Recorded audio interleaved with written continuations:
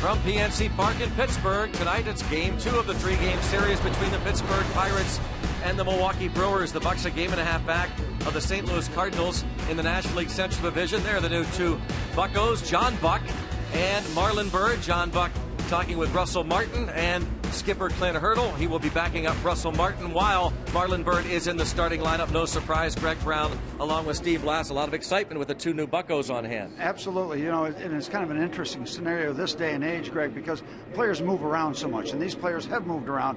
So maybe this is business as usual to a certain degree, but they're both joining a ball club that's in the hunt. So that's kind of a little shot in the arm. But these guys are familiar with each other. They've competed. They spent time probably in the offseason. So I don't think it's too traumatic a move, and I would think Marlon Byrd is kind of excited to be in this kind of scenario. And again, he is in the starting lineup, and look what he and Andrew McCutchen and Jordy Mercer do against lefties. Yeah, and Clint Hurdle has loaded up the lineup with right-hand batters against Tom Gorzolani. So we'll see if these right-handers can have the same kind of success against the former Bucco.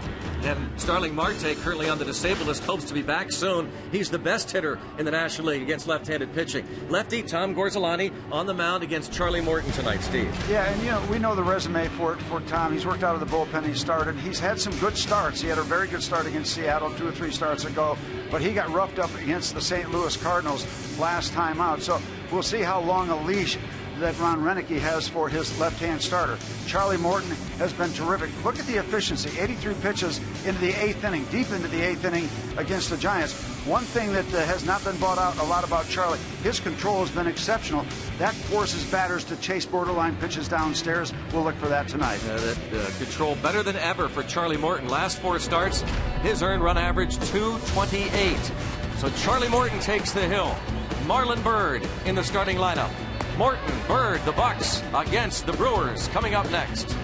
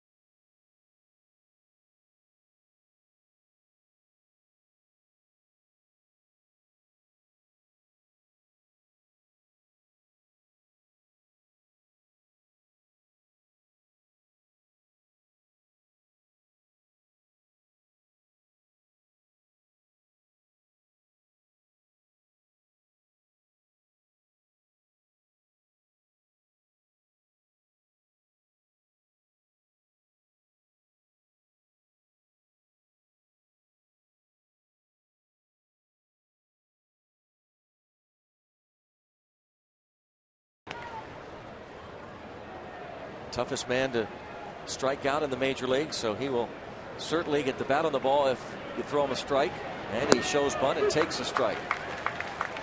73 degrees at game time. Middle game of 3 with the Brewers. A couple of things that have combined to make Charlie very successful recently: the control and good speed. Bouncing ball. It is a fair ball. Tabata into foul territory. Aoki will settle for a single. Just inside the bag, and similar start last night. The infield hit for Aoki. Just kind of inside outing the ball, keeping the hands in close to the body, and then just pushing it the other way. The arms go out, the hands stay back, and then you can push the ball just like that. Aoki on base. So again, the 6th straight time, the first 2 games of this series. And the games will begin with Charlie Morton, Russell Martin, and Aoki. He's stolen 17 bases, but he's been caught 11 times. So risk reward. Bouncing ball to short. 1. Not in time for the double play. Segura runs too well. Ball wasn't hit hard enough, so he reaches on the fielder's choice. You got to be very, very efficient. You're right. Segura runs that well. That ball sharply hit, and against a lot of players, you will get that double play. But his speed beats the rap. The ball gets out to shortstop pretty quickly. And the Pirates seem to do everything okay, but you see the call correct by first base umpire Dan Iasonia. Just the 2nd start this season for Josh Harrison at 2nd. He's getting the start over there for Neil Walker against the lefty Gorzelani. Segura, the league leader in steals with 38.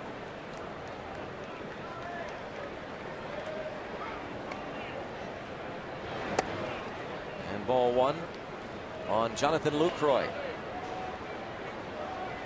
Lucroy was 2 for 4 last night, plus a walk, had an RBI single in the 5th inning, and Steve, as you pointed out on the radio side last night, had a very crucial stolen base in the 7th inning after reaching on a force play. He stole against Justin Wilson and scored on a base hit from Aramis Ramirez. At the time, it gave the Brewers a 6-5 lead, and Pedro Alvarez tied it in the bottom of the 7th inning, and the Brewers won it on a sacrifice fly in the 8th. And he's not one of their speedsters. He's not the guy that steals a lot of bases, but that one came at a good time for the Brewers last night. Well, there goes the runner. Pitch is taken for a strike. Throw down is in time to get him. The sniper again nails another runner. And that was all Russell Martin, because the ball caught up to Segura on his way to second base. He got a terrific jump.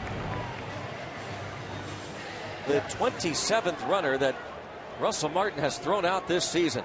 And you see the throw is right there, and Josh Harrison doesn't have to move the glove. That's the key. It not only has to be a strong throw, you can't make it any more accurate than that. And even though that arm is in there, you're going to get that call.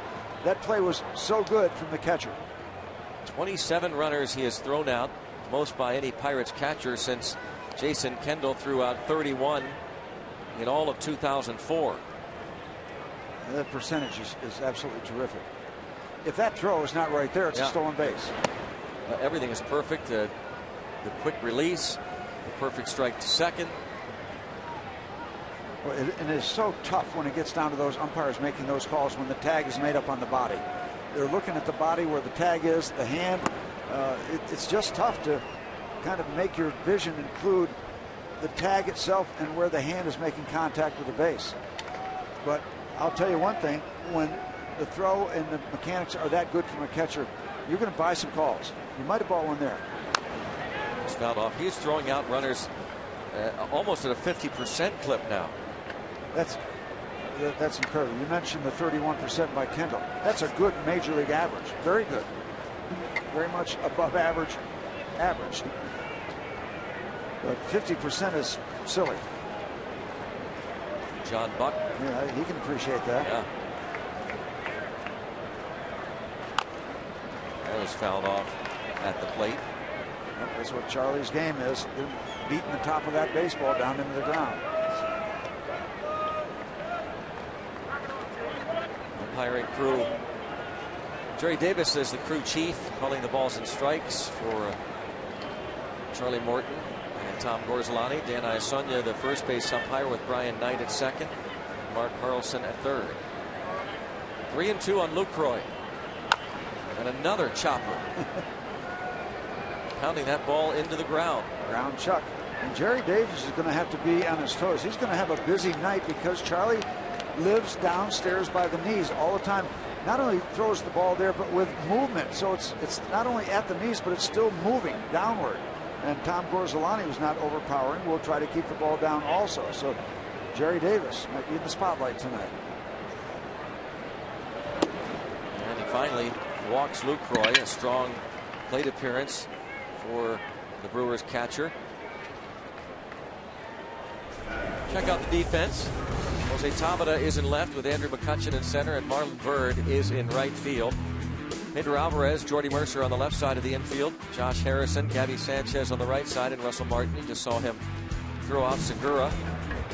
Marlon Byrd telling us that he feels comfortable in any position. He actually came up in the Phillies organization as a left fielder. But Gary Varsho, a former Pirate, was managing at Double-A Reading and moved Byrd to center field in his third year of pro ball, and so he came up to the Phillies as a center fielder. Talking to Clint Hurdle before the game about Byrd and where he sees him fitting in and settling in defensively. Would he think about left field? He said, yeah, we would think about it, but for 36 years of age, that's a tough assignment in this ballpark. Strike is called. And besides that, Starling Marte, Steve, I don't think he'll be all that long. He started swinging a bat today. Started taking a little BP in the batting cage. So that is very encouraging. Very positive for everybody. Yep. Just really a bruise, thankfully. 0-2 the count on Aramis Ramirez. Won a night for the former Pirate. 4 for 5 last night. Drove in 4 runs. Homered in the 4th. 2-run double in the 5th. RBI single in the 7th. And he is hit. 1-2 pitch from Charlie Morton. And that is nothing new except that he hits a right-handed batter. That's 13 times this season he's plunked a hitter. That's tied for the most in the league. 11 of the 13 have been left-hand hitters. And the thing, too, with Charlie, his ball runs so much, that's going to chase you. It's the second right-handed batter he's hit of the 13 this season. So Charlie laboring here in the top of the first inning. I'll tell you, against the Giants, 83 pitches and basically 8 innings of work. That doesn't get much more efficient than that, but he's finding his way here in the first inning and throwing a bunch of pitches. Jonathan Lucroy spoiled a bunch and then drew the walk. He hits Ramirez ahead of the count. Now Carlos Gomez, the Brewers center fielder, takes ball 1. And 2 balls, no strikes. The fastball is low. Ray Searage charting it, standing next to Nick Leyva. And let's face it, Pirate fans are getting a little nervous. They've lost 3 in a row. Charlie put up a 0 here. Ground ball to first. Nice little play by Sanchez. Yes, as that runner, Ramirez, could have created a little interference, but handled by Gabby Sanchez.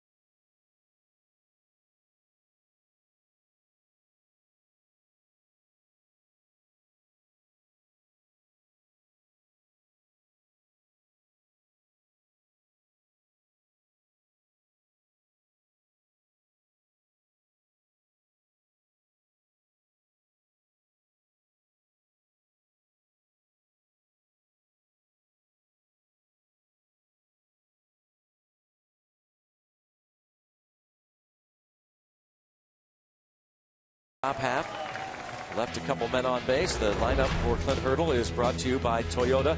Josh Harrison leads off. Then it's Jordy Mercer and Andrew McCutchen. This season with the Mets, Marlon Byrd was hitting .285 with 21 home runs, and he's immediately put in that cleanup spot. Pedro Alvarez hits fifth against the lefty. Gabby Sanchez, Russell Martin, Jose Tabata, and Charlie Morton.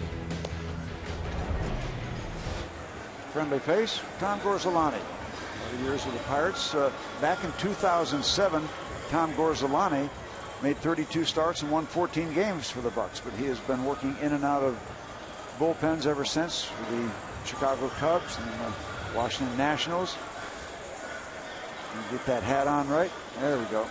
Little pre-game ritual, pre-pitch ritual when he gets his starts. Last couple of starts have not been kind for Tom. Got knocked around by the Cardinals last time out, and Cincinnati before that. 8 innings in those 2 games, giving up 12 earned runs. Josh Harrison leads off against the former Bucco and takes a strike.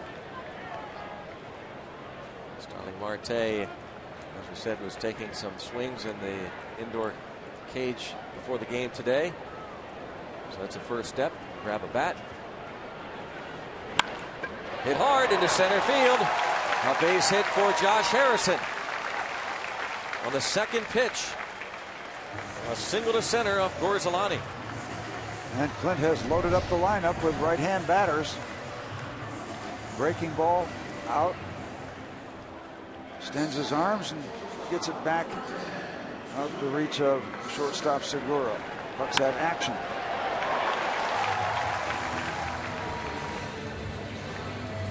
See how they play this. Harrison with excellent speed. He's in the leadoff spot tonight rather than Jose Tabata. And Harrison can steal you a base. That might be one of the reasons Hurdle put him in there.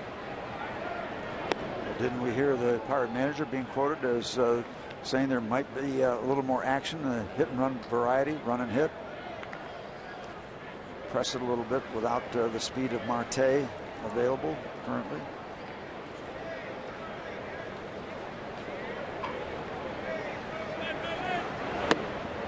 Jordy Mercer, we showed you at the outset of the telecast how well he's done against lefties. Turned 27 years old yesterday, Jordy Mercer. He is 7 for 18 this season against Milwaukee Brewers pitching. He was 1 for 4 last night. Well, Gorzelani's done a pretty decent job against right-hand batters. .245 batting average, so it should be an interesting matchup. Inside, 2 balls and no strikes the count on Jordy Mercer with Andrew McCutchen on deck. And Gorzelani's given up 11 home runs. This is just his 10th start, so a little time on the DL, a little time in the bullpen, a little time in the rotation. It's been a choppy kind of a year for Tom Gorzelani. Opponents have stolen 4 bases in 5 attempts. 2-0 count, and now he falls behind 3 balls and no strikes. Gorzelani starting to dig himself a little bit of a hole here.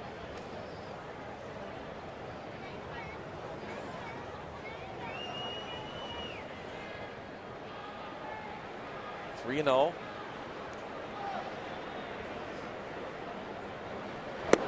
Taking all the way, Mercer looks at strike 1 from Gorzelani. You know, Greg, in another day and age, another ballpark, we might not be playing yet. There was a downpour. I mean, it was buckets for about 15 minutes. It drenched this yard, and now once again in pristine condition. But I'll tell you, it got ugly for a while. Instant deluge. Ball 4. 2 on for Andrew McCutchen against a lefty, and McCutchen, need we tell you how hot he has been? Everything he hit last night, seems like we talk about this every night. Everything he hit last night was hard. He was just 2 for 5, but hitting line drive after line drive. It's interesting. Just 2 for 5. That gives you an idea what he's been doing. Yeah, another multi-hit game for him. Multi-hit games, 50 of them. Second most in the league. He's in the really top 5 or 10 in just about every offensive category. He is hitting .422 in the month of August. His .322 overall average is 4th highest in the league. 73 RBIs, 9th most. And Ball one, McCutchen hits .373 against left-handed pitching, second only to his teammate Starling Marte. Marlon Byrd awaits his first Pirate AB. Number 2 scorecard. 1 ball, no strikes. Harrison and Mercer aboard.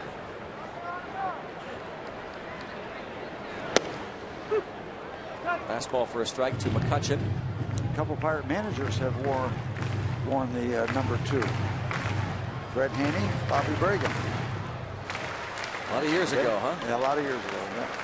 More recently, Jack Wilson, Nate McLouth wore it one year.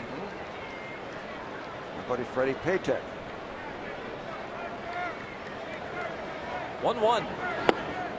2 balls and a strike. Brandon Inge wore that number 2 earlier this year. Yep. Jackie Hernandez, Vance Law, Jim Morrison, Mackie Sasser, Gary Reedus, Lonnie Smith. One of our favorites, Kevin Polkovich. Part of the freak show year of 1997. Polkovich took over after Kevin Elster went down. Former shoe salesman. Yep. Remember that in the offseason? 2-1. Line drive again, base hit. Nick Leyba will wave Harrison. He is going to score easily. And Andrew McCutchen, with just a few days left in August, can go ahead and start to dust off the mantle for another Player of the Month award. I mean, just on it. Just squares it up. Rips it into left, scoring Harrison from second. He's on it. He's just simply on it. Great to see that shot on our Allegheny Health Network slow-mo and in regular speed. The speed of Harrison, no question that Nick Leyba would wave him home. RBI number 74 on the year for McCutchen, and now it is Marlon Byrd's turn. Well, you want to put on a good show tonight. Everybody a little nervous. That could really make everybody relax a little bit. A lot of baseball tonight, but good start. Byrd probably nervous himself. Tied for 9th in the league with 21 homers. He's driven in 71, so a couple of RBIs shy of the top 10. His slugging percentage of .518 is 6th in the league. Pretty strong numbers for a guy put on waivers. Very strong numbers. Waived last year by the Red Sox. Line, speared by Gorzelani. He's going to get a double play out of it. My goodness, almost knocked him down. Almost knocked him down. Double play on a line drive right back to Gorzelani in the gut. Well, you got to give him credit because he got the glove there. He would be a hurting left-hander right now if he didn't have the leather there. And so he rights himself, keeps the presence of mind. Well, his heartbeat has gone off the charts. Looks around and sees he's got to play at first base. That was an outstanding play, really. Yeah. To not get hurt and then not either just fall down or throw the ball in the stand. And once he got his wits about him, he threw to first. Now, he's not thinking clearly, but if he throws to second right away, it's a triple play. I thought he checked out. Did he have the play at second? I don't know, but that was the first reaction I had looking down on it. There's first of all, McCutchen's almost halfway to second. Mercer several steps off the bag. But I thought he looked at second. He's just happy to have his life. Oh, yeah. Now, yeah. Check the pulse right now. 0-1, the shift on Alvarez, batting, of course, against the lefty. And pops this up, going to drop toward left. And it is going to be caught by Jindal. The Pirates had first and second. Nobody out, got the base hit for McCutchen. Byrd lined back to the box. Bucks get one.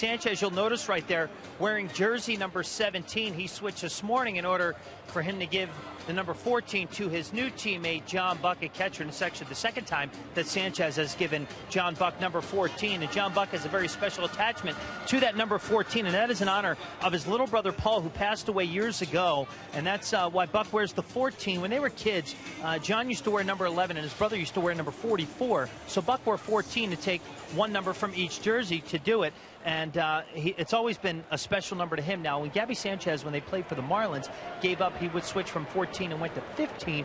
He bought John Buck a watch as a thank you, or Buck bought him a watch as a thank you for giving it to him. And now today he was happy to get it. Buck didn't know. He had no intention on getting 14, but when he got here to the clubhouse, it was already hanging in his locker. And it was Gabby Sanchez, Greg, who went to Scott Bonnet, the equipment guy, and said, hey, I want to give this number up, and give it to him right away. And the two have a good friendship that's gone back a couple years as well.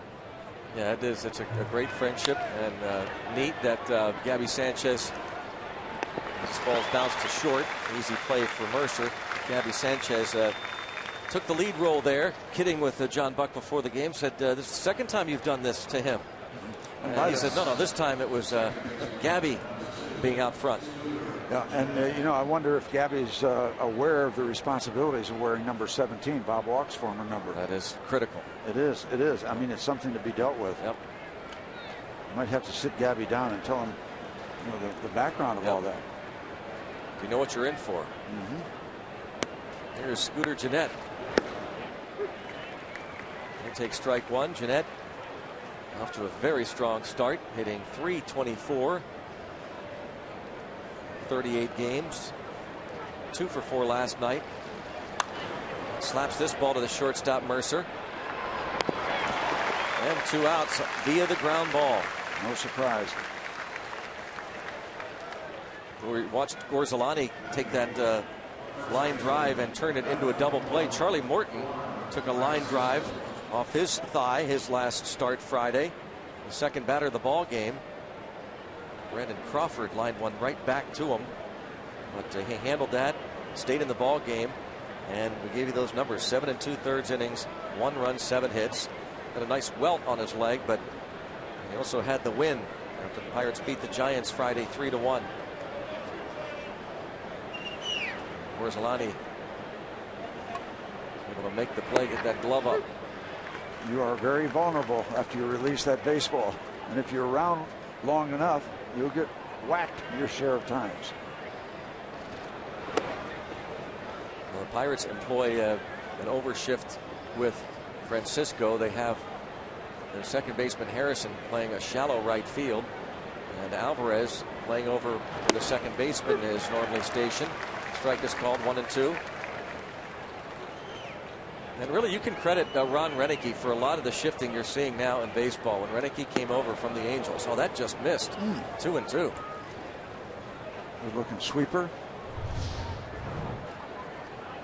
Another name for the breaking ball. Apparently didn't get the call. 3-2 on Juan Francisco. All these pitches we see on one of those lines, they're vulnerable to being called a ball or strike. They're not automatic. You're not going to get all of them. You get that one. Yeah. The swing and the miss. Juan Francisco goes down. 7 pitches for Charlie Morton. 1-0 Pittsburgh.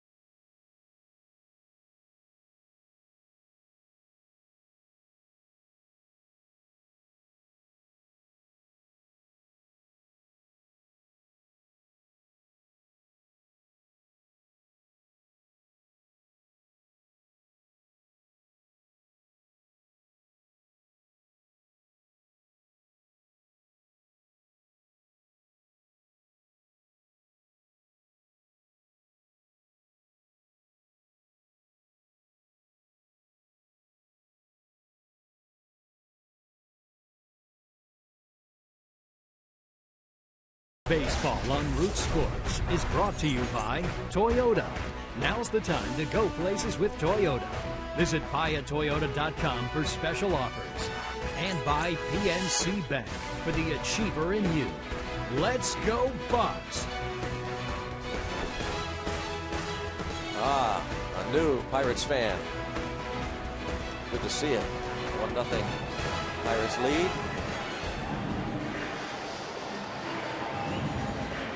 Now we'll see about where the Pirates end up. Yeah, I've got mixed emotions about that sign. That was a sign that the Baltimore Oriole people had for a theme in 1979. That was from the song by It's all right. Popular group in '79. Well, they had that theme song. Of course, the Pirates had "We Are Family." Yeah. But that sign goes back to Three River Stadium. Some people think that Pittsburgh started that for Baltimore. This ball's fouled out of play by Gabby Sanchez, now wearing 17. McFadden and Whitehead was the group that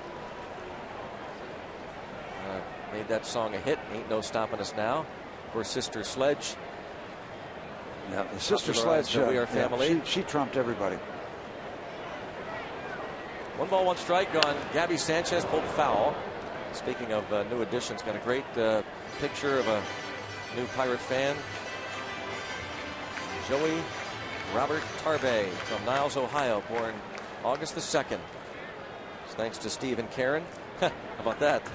Well, don't look at me. Yep, that's a good looking outfit. Hit well toward right center field, and over is the right fielder Aoki. 1 away. Iron City Beer presents Sky Blast, powered by Zambelli Fireworks. Saturday after the Buccos Cardinals 7:05 game. Stay after the game. Third Eye Blind performs all their hits. If you already have tickets, get your passes to watch the show from the field at pirates.com/concerts.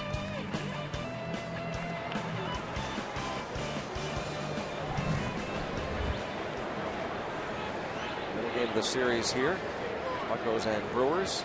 Russell Martin has been hitting cleanup often against lefties, and now he has dropped down to the 7th spot of the order.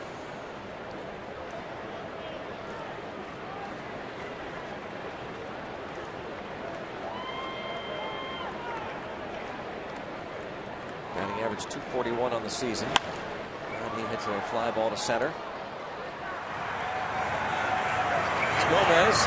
You know, Greg, I don't care if Russell Martin hits 102 for the job he's done cleaning up what I felt was, like a lot of people felt, was a very embarrassing situation last year with National League runners running wild on the Pittsburgh Pirates. That did not have a good feel. Russell, you the man.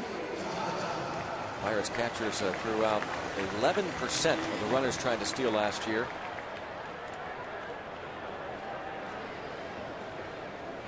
Jose Tapia now.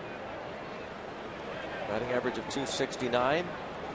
He was 1 for 3 last night. By the way, Greg, just to finish up on the music themes, 3 or 4 years ago down at the Willie Stargell Memorial Tournament, we were sitting there at the banquet as a big fundraiser. The side doors of the banquet room opened up and Sister Sledge came through singing "We Are Family," the whole group, or what is intact of that group. It was unbelievably moving and emotional. Just the doors opened to the side of the room, and here comes the group, and they are in full voice singing "We Are Family." It was incredible. They'll never forget what Pittsburgh did for them, their career. Really. Sister Sledge. Yeah. 1 ball, 1 strike the count, and 2-1 on Tabata. 1 for 4 lifetime against Gorzalani. Yep. 1975, 79. Pops. He got the mulligan.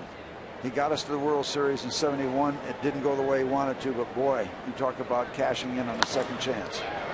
Ground ball backhanded nicely by the second baseman Jeanette, and Tabata is thrown out 4-3.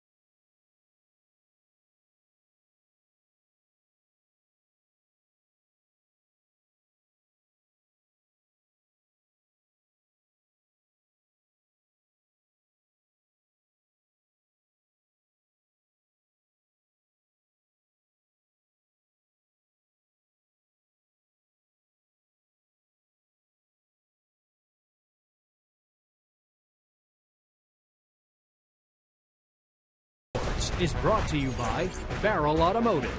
We're driven to be better. And by Levin Furniture and the all-new Levin Mattress Stores. For a great deal on a new bed, shop Levin's. Let's go Bucks! Yes, Birds watchers are here. The Parrots got some competition now, Steve. Oh, yeah. But he still feels he's number one, and Marlon Byrd is number two. Because that's the numbers were. Here's Tom Gorzelani. Takes a strike. Brewers pitcher. 1 hit in 16 at bats. Bounces this ball off the mound. Nice little play by Harrison. Well done. One away. Charlie settling in. That was the T-shirt they gave away to some fans last night in New York. Yeah. You heard about that, right? I did. T-shirt night, Marlon Byrd. T-shirt night. And he gone. Flying to Pittsburgh.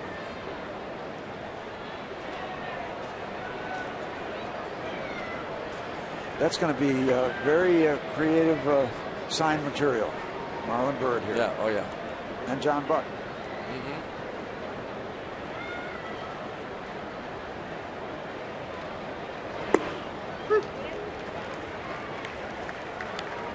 Imagine Marlon Byrd had to fly here, didn't he? Yeah, boy, is his wings tired. Yeah. See if they can get Aoki. Marlon Byrd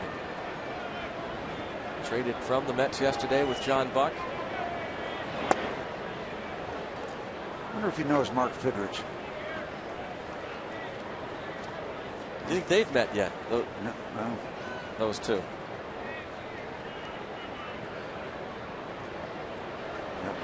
The late Mark Fidrych. And 2-2. Aoki. What a show he put on when he was pitching, and it was good because he was good.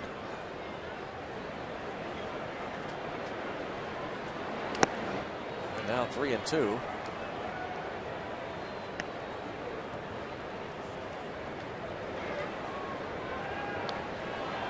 Charlie Morton walked Lucroy in the first. Fouled out of play. Aoki is the toughest man to strike out in the major leagues. And so he will constantly waste pitches. He's in the second year of a 2-year deal with a club option for 2014. They're the same basic style as Ichiro. Yeah. Waits and waits and waits, and those late swings to keep the at-bat alive right there. He has the ability to wait because he is so quick. Plus he sets up too for being able to push the ball. He'll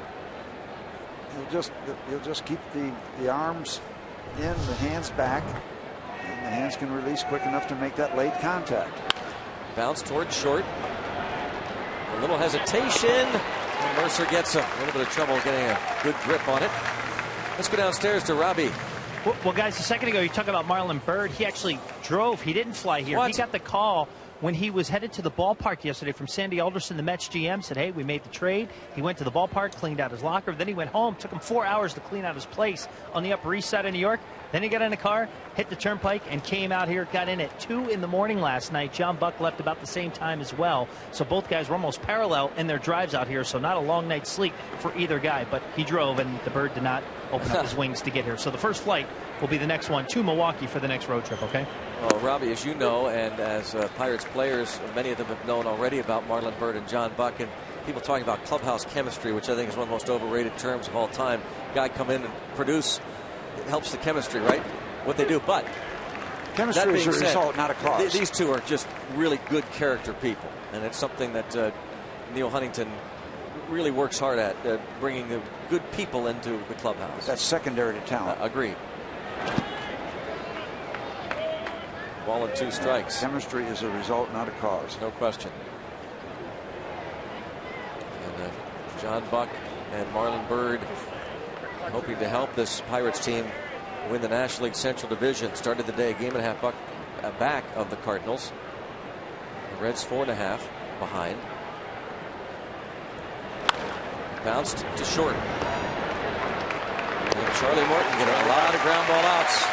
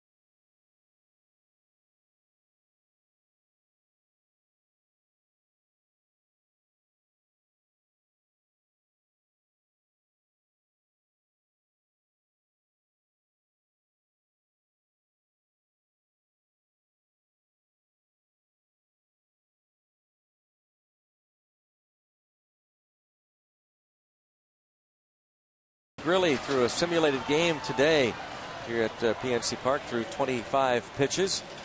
Afterwards said he felt great. Threw to Josh Harrison and Garrett Jones. And talking to Grilli afterward, he said it's just a matter really of getting the feel for the pitch. It started to feel better. Harrison said the ball really started to move, especially later. That breaking pitch from Jason Grilli, who will pitch, if all goes well, on Saturday in Altoona. Welcome Bird and Buck to the Berg. Charlie Morton takes a strike. Ray Searage, pitching coach, said he wants Grilli to be able to go back-to-back games, so he won't just pitch Saturday and return to the Pirates. He'll either probably go to AAA Indy early next week and pitch back-to-back games before joining the Pirates, but not too long away now. And Steve, I don't know if you're starting to see the bullpen in terms of it leaking a little bit. There's no way it was going to do what it did the first half of the season. You can't run the table for 6 months. But I think we're underestimating the importance of Jason Grilli. It'll be so nice to get him back and Melanson's been great as the closer. This ball just foul. But when Grilli returns to close, Melanson returns to the setup role. Then the other pitchers return to familiar roles as well. They've been doing a great job helping set up Melanson. Right. But, you start playing 7-inning games again, which we play, and they spoiled us, too. They had a raggedy night last night, but we've been spoiled. Yep. There's Melanson, and as Jason Grilli said, he's been trying to do everything he would normally do routine-wise, of course, except pitch, and that includes going out to the bullpen, working out, doing a lot of long tossing lately. So he's not too far away from rejoining the Pirates. Yeah, and I love hearing about movement, but I want to hear about 95, 96, 97 too, because I like the speed that Jason Grilli has. Here is Josh Harrison, who singled his first time up to center and scored on the base hit by McCutchen. One thing about all these right-hand batters against Tom Gorzelani, he has good major league stuff. There's no doubt about that. But he's not intimidating to a right-hand batter. I really think, and he's been doing decent work. But I think there's a comfort factor when you go up. I mean, you see the ball. He's coming from the other side. If it comes inside, you got a chance to get it out of the way of it. So maybe you can cheat to the outside a little bit and feel a little more comfortable about looking out there. If he comes inside, his fastball is okay. 91, 92 miles an hour, but you're going to have time to react. Gorzelani was a second-round pick of the Pirates 10 years ago. Out of Triton College, a community college in River Grove, Illinois, not too far from his hometown. He was the Pirates minor league player of the year in 2006 and promoted that season to the big leagues in June. He was actually named to pitch in the All-Star Futures game in 06. Ball high in the air to center, toward the track. Gomez, and nearing the wall, makes the catch. And by the way, a great 2007 for Gorzelani when he won 14 for the Pirates. Gorzelani was called up in 06 to replace Oliver Perez, who was ineffective much of that year and was sent to the minor league. So the Pirates brought up Gorzo to replace Oliver Perez in the rotation. And yeah, that following year, 14-10. Jordy Mercer, a fly ball toward right. Aoki runs out of room. That was back in that stretch of years when we had a bunch of left-hand starters in the rotation and on the Pirate pitching staff. Gorzelani was to pitch in the All-Star Futures game right here at PNC Park, but did not pitch, of course, because of the promotion the end of June that year.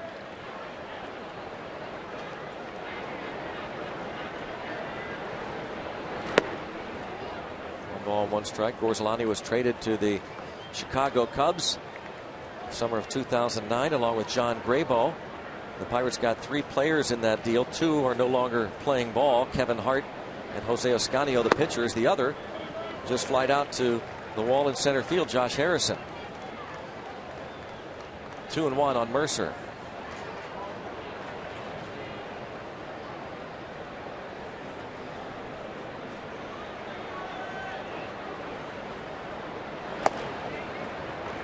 That goes to 3-1.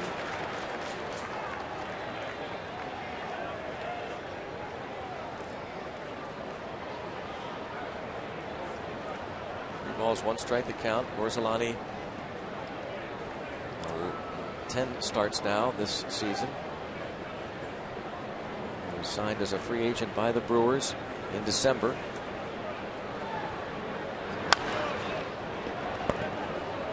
And that's fouled off. 3-2 the count remains on Mercer. And the Pirates thought they had a pretty good rotation set for a while back when they had Gorzelani in 06 helping with that rotation. Zach Duke, of course, part for a while of that rotation. Swing and a miss. Down on strikes goes Jordy Mercer. 1-2-3 go the Pirates, who lead 1-0.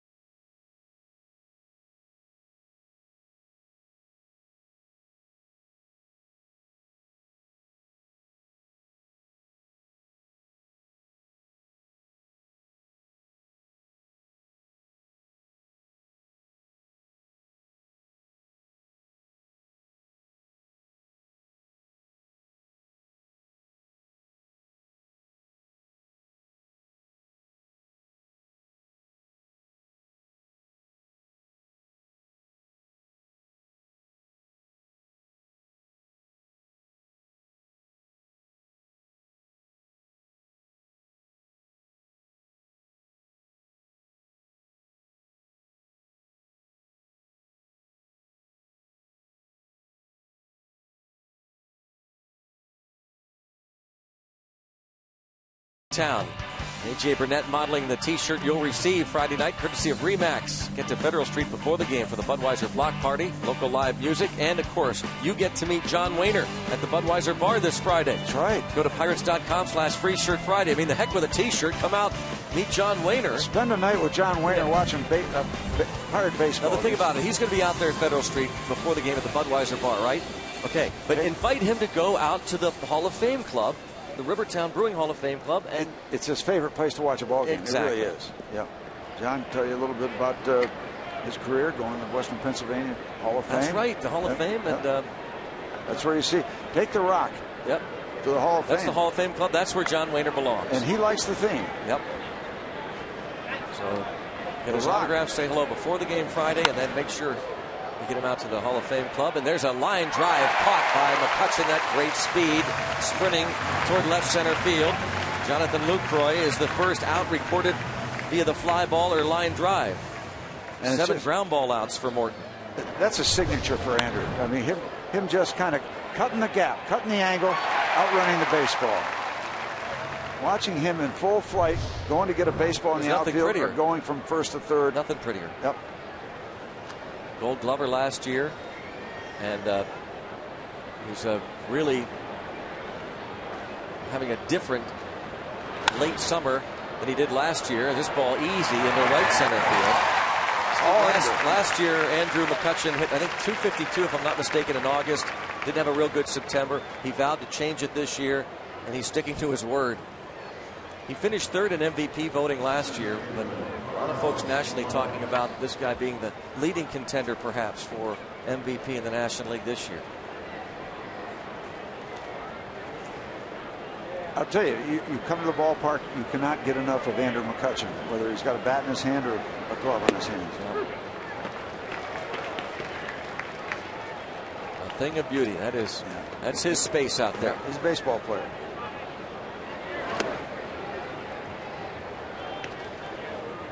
You've got a baseball player on the mound right now, Charlie Morton. As you take a look at Andrew, he's enjoying what Charlie Morton is doing, moving the ball game along, keeping everybody on their toes.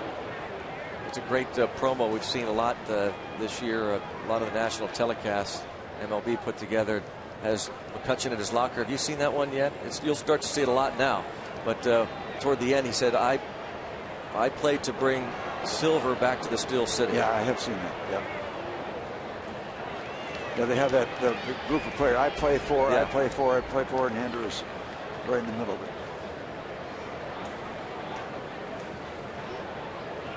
1 ball, 2 strikes on Carlos Gomez with 2 outs. 1-0 Pirates here in the 4th inning. Yeah, and every team has a very animated player, and apparently Carlos Gomez is that for the Brewers. Chopper, here comes Alvarez, the glove, and can't get a handle on it. Could not come up with it cleanly. I'll tell you, there is something going on in these first 2 games with these little chops on the infield. And you're going to get them from Charlie because they beat the ball straight down into the ground. And then the race is on. Also seeing this tonight early on, Steve. A lot of these infielders having a little bit of trouble getting the grip. We saw it from Mercer. You wonder if there's still some moisture that could be on the ground because the rain came so suddenly and heavy. I mean, instant downpour. Just does not have the grip. You saw a great shot from the Allegheny Health Network Supermo there. Infield single for Carlos Gomez, who has 30 steals. I'll tell you one other factor too, when a third baseman's coming in like that, the pitcher's got to make sure he goes downstairs to get out of the line of fire. I don't know if that was the case there, but there are times where you better get down on your knees and let that third baseman unload across the mound to get to first base.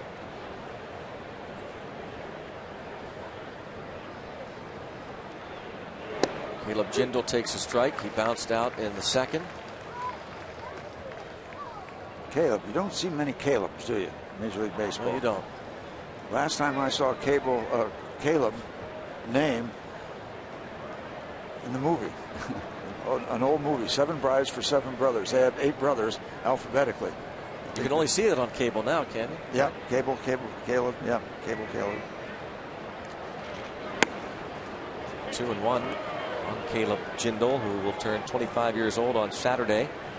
Pensacola, Florida native. talking to Brewers people, they like him. Yeah. They like some of these young players. They like Jeanette. They like Jindal. They like Chris Davis. Not in the lineup tonight. Jindal, a 5th-round pick 6 years ago. Got to pay attention to Gomez over there. Yeah, dude, 30 steals. Jindal looks down at Ed Cedar. Well, the message was sent earlier by Russell Martin that, yeah, you might want to think twice before you take off. Steve, we saw a lot of the Morton curveball the last 2 starts, seemingly getting better and maybe with more confidence each and every time out. Talking about the feel of the ball, you know, the grip of the ball, and it's a confidence thing. You throw a couple curveballs and the ball feels good in your hand, and then you can talk about the technical parts about where you release the ball out in front. It's got to be done that way. How much spin you try to put on the ball and how much speed you try to throw it at. Runner goes. Pitch taken for a ball. The throw is going to be late. And a little off target. Gomez got a good jump, his 31st steal. A little bit of a flyer on the first base side.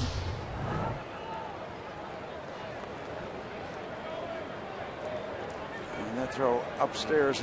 And we talk about accuracy as well as the strength of the throw and the quickness of the throw. Yeah, a throw like he had in the first inning gets Gomez. The perfect throw to Harrison in the first, where he nabbed Segura. Popped up, shallow left center, shortstop Mercer, and that'll do it. At the bottom of the 4th inning, still a 1-0 Bucco lead here at PNC Park.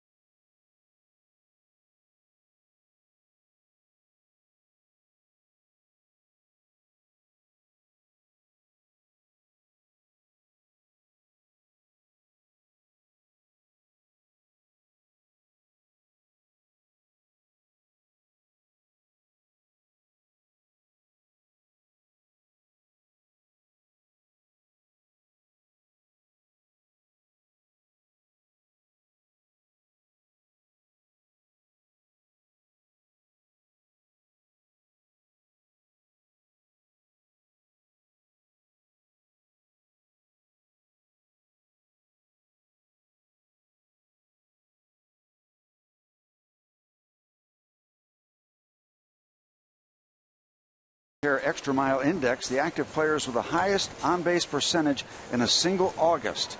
You see Todd Helton on the top of the list. Andrew McCutchen, number 2.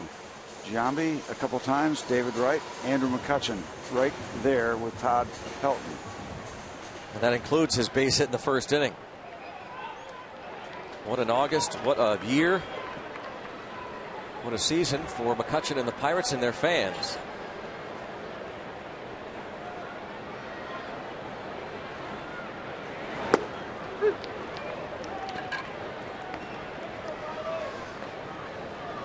Strike 1 on McCutchen. Hitting close to 350 against Brewers pitching. Ball popped up out of play, and they still have that overshift where kind of unusual with a right-hand hitter. They have the second baseman, Jeanette. He's now swung over behind second base directly, but was over on the other side, the third base side of second base. And McCutchen singled to right field his third inning at bat last night. His fifth inning at bat. His third AB of the evening. Beat that shift. 1 ball, 2 strikes to count on him. And you can't write a script, but if you really want to complete the package, get Andrew up around that 25, between 25 and 30 home run mark. You know, just to flesh out the power numbers too. If you are talking about MVP candidacy. Whoa! Look out over there. Is that Ed Cedar? Ron Renneke. Number 6, yeah, Ed Cedar. Just got his attention back.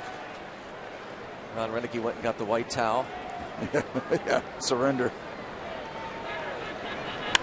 Line drive, another base hit. Just like the first one. And the hits just keep on coming for Kutch.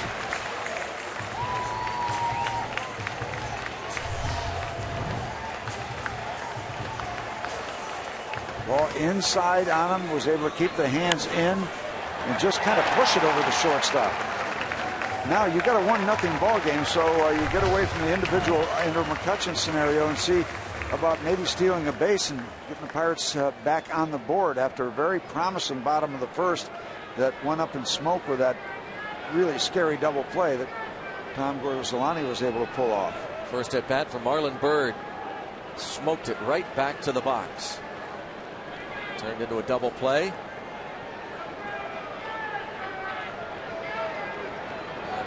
McCutchen might have been leaning a bit. Barrel League leaders brought to you by Barrel Automotive. National League leaders total bases since the All-Star break updated. Will Venable of the Padres quietly having a great second half. And there's McCutchen and Marlon Byrd. We're driven to be better. Barrel Automotive.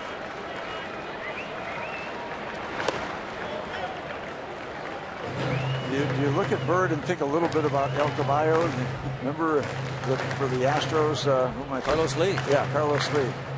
Body put together a little bit. He is 6 foot, 235 pounds. He'll turn 36 on Friday. Marlon Byrd, Florida native, is a non-roster invite to spring training with the Mets. Signed to a minor league free agent deal in February. Having a career year.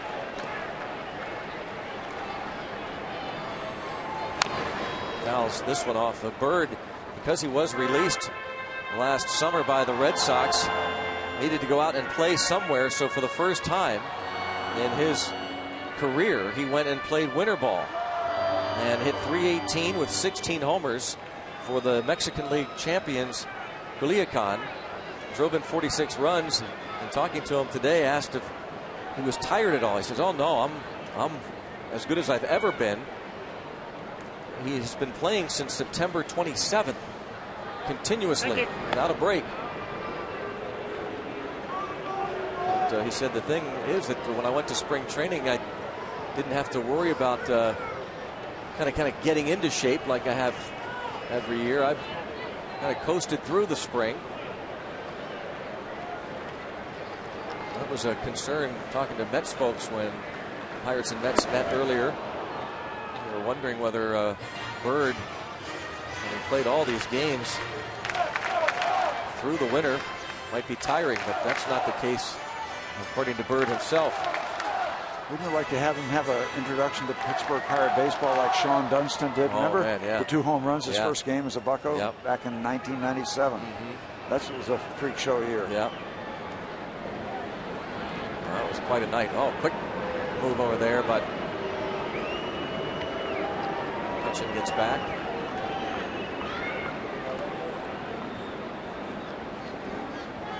Sean Dunston, a member of the San Francisco Giants front office, part-time coach. We're just there on this recent road trip. Another throw over.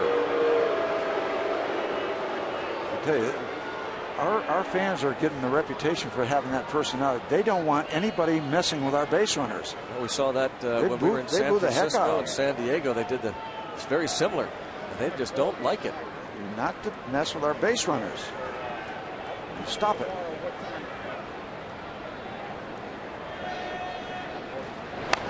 Bounce foul. I made mention of that on the road trip. I said Steve Blass will take note of this. These Padre fans are booing the Pirates pitchers throwing over to first base.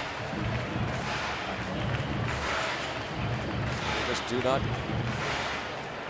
want you to mess with their base runners. They want you to throw these pitches and go after these hitters. Yeah, we want hittable pitches, by the way.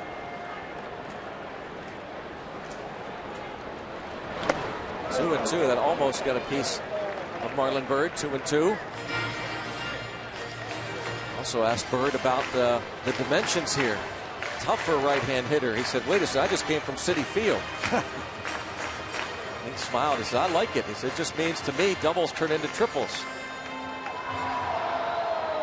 He doesn't think about home runs, though he has hit 21 of them and he's driven in 71. Hitting .345 against left-handed pitching this season.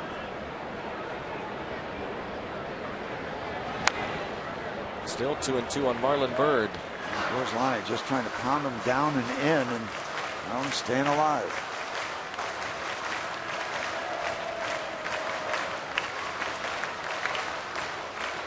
McCutchen leading off with a base hit here in the 4th inning. And Marlon Byrd is getting pitched down and in the entire AB. Well, that's a gutsy location for a lefty pitching to a right hand. They want it in again. We're going to have a hesitation. You see Lucroy setting up inside.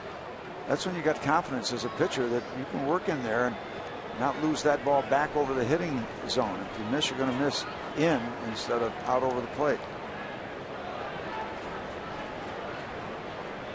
2-2.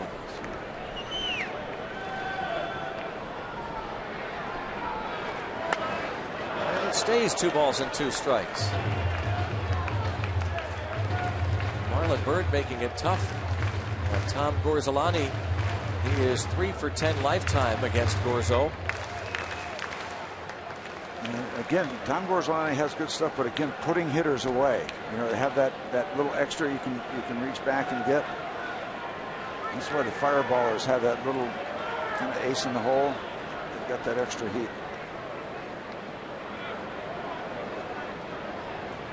Long pause at the letters. Another foul ball. Marlon Byrd's first at bat didn't last that long. Lined it right back to Gorzelani. This AB fouling off a number of pitches, making Gorzelani work. And he is very concerned about Andrew McCutchen at first base, and he's going to have to transfer his attention. Lucroy, he still wants it in. You see him creeping over there, and well, he's living in that neighborhood. They've got the right side of the infield completely wide open. So if Byrd were to see a pitch away, he could shoot it away. Well, he's pitching to his defense. You ask about the shifting that's going on these days. That's what some of the managers will tell you. You have to have a pitcher who's able to buy into it. Yeah, he has to. Full count now. Still 3-2. And Bucco fans enjoying watching Marlon Byrd. I tell you, that's pretty good control by Tom Gorzelani. Yeah. And pretty good work by Byrd to stay alive. This is a so far, Steve, a 10-pitch at bat. Yep.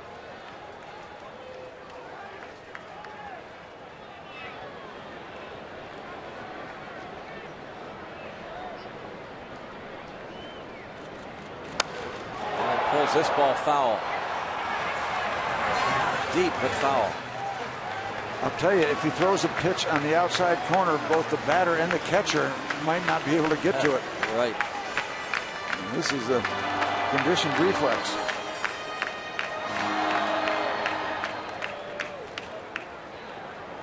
I'll tell you, this is pretty impressive by Tom Gorzelani against a dangerous hitter with a lot of power, just fooling around with that inside part of the plate, pitch after pitch. Now Lucroy moving out. For the first. Now you wonder if he might have been aware that Tom was going to go to first base and just maybe trying to get into Marlon Byrd's head a little bit if he's peeking, just to set up out there knowing the pitch is not going to be delivered. Well, he went back outside, I thought. The second indicator. Yep, wants it away. And fouled off again. How about this at bat for Marlon Byrd? The second Pirate AB. He's roosting. He's not going anywhere. This at bat started almost 9 minutes ago. And it's got the folks here fired up.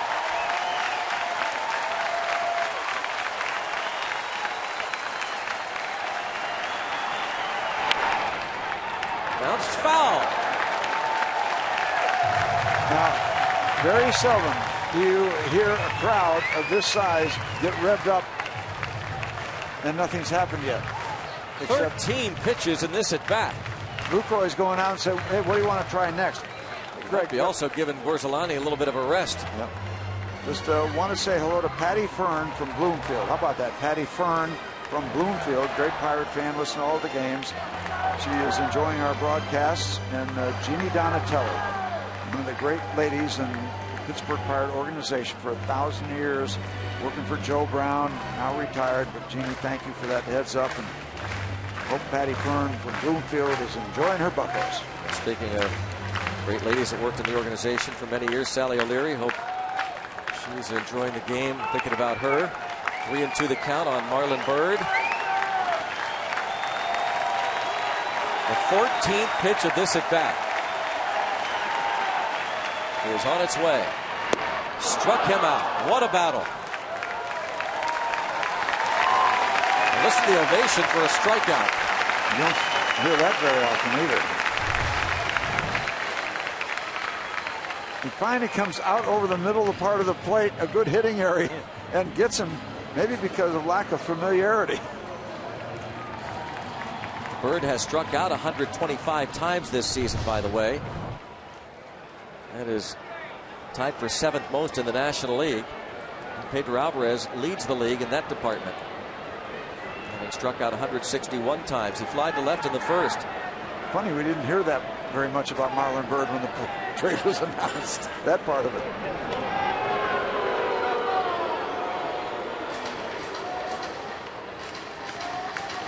McCutcheon still over there with one away. Again, Borzolani's given up 11 home runs in his first 80 innings of work. Higher number than he would like to see.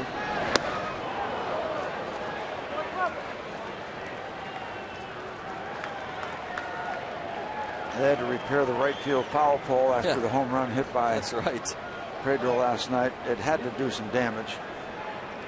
Well, that was way up there too, wasn't it? Yeah. I mean, almost just cleared the top of it.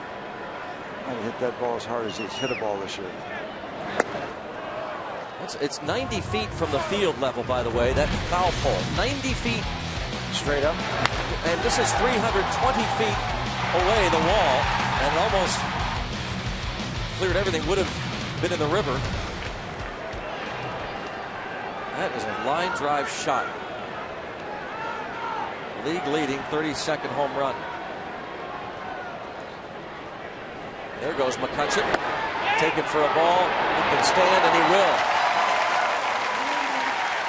They're asking every umpire to check if he swung. Borzolani looked at the third base umpire. Lucroy looked at the first base umpire. And apparently nobody was looking at Andrew. Stolen base number 27 on the year. And he's a third of the way there when the ball is released.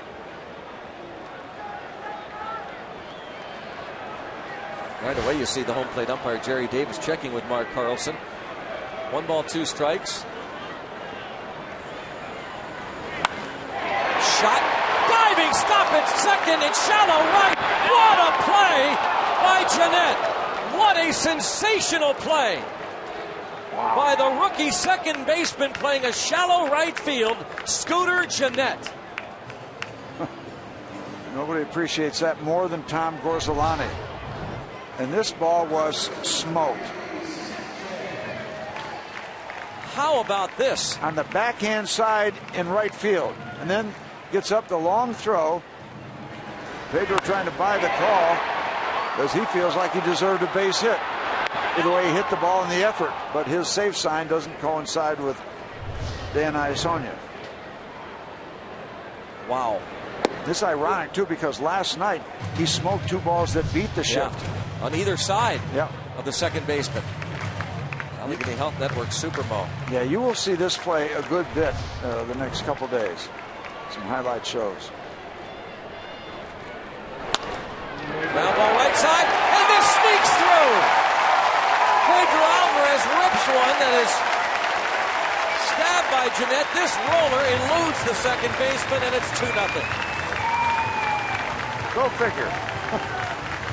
The routine ground ball that has eyes on it.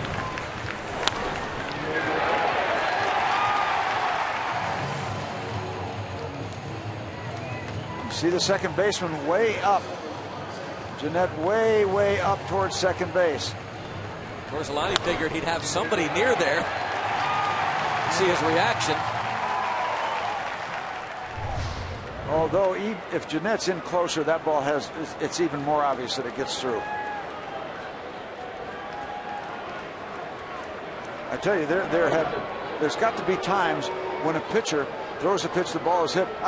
I've got somebody there. I've had him there for 20 years. So Gorzelani just figured he couldn't believe it. Yep. And the shift every once in a while just doubles back on you and bites you in the butt. Gorzelani has thrown a lot of pitches this inning. 1 ball, no strikes on Russell Martin. Up near 70 probably. This is the 26 pitches, I believe, this inning. 66th coming up. 66th of the game, the 27th. Yep. So that tells you how efficient he was coming into this inning.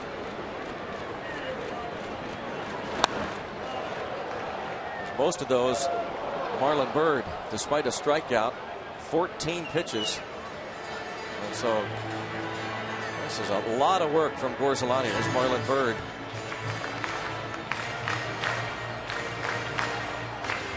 Base hit by McCutchen started it. McCutchen scoring on the RBI single by Gabby Sanchez.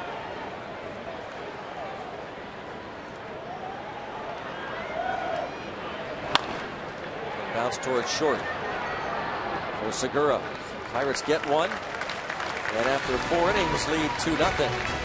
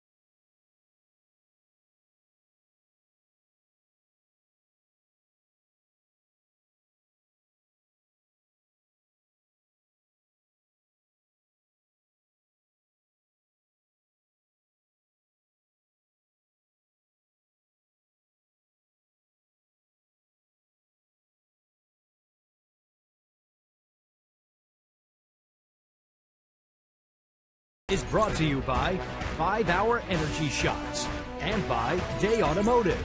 We're gonna make your day. Let's go Bucks! 2-0. Pirates lead the Brewers on to the 5th.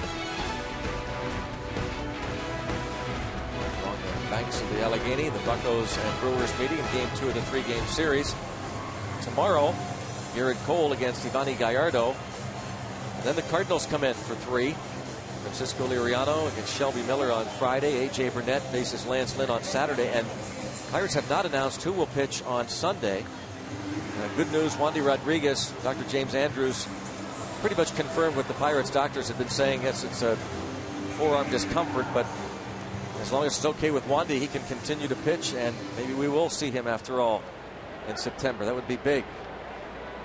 Jeff Locke and Tony Sanchez were optioned to Double-A Altoona, really as a paper move, and allow Locke a little bit of time to rest, a couple extra days.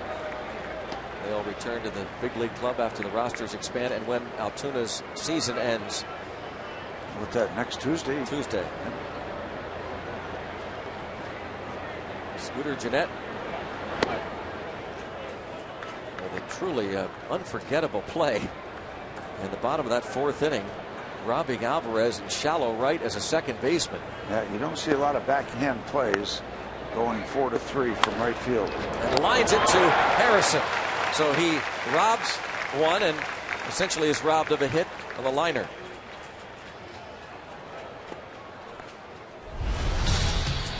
And now it's time for the whip, brought to you by Head and Shoulders, now with Old Spice. Juan Francisco, Charlie Morton matched up. You know Charlie's going to get the best of him. Fastball on the knees, curveball downstairs. Notice everything downstairs. He doesn't miss up. And then the good-looking breaking ball. Charlie Morton. The whiff.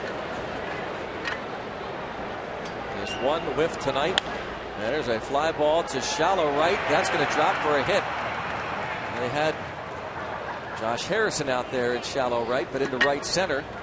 Juan Francisco. They needed to whiff him. Yep.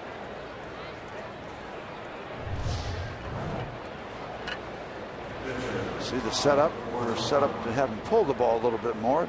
Refuses to do that, and he gets the knock.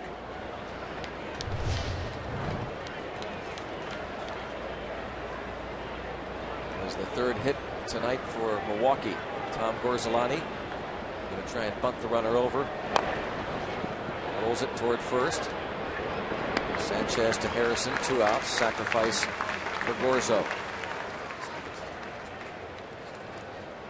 That brings up Norichika Aoki.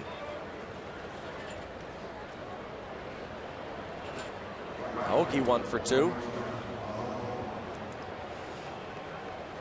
Skinny lead. Charlie's been just fine, but he needs an important out right here.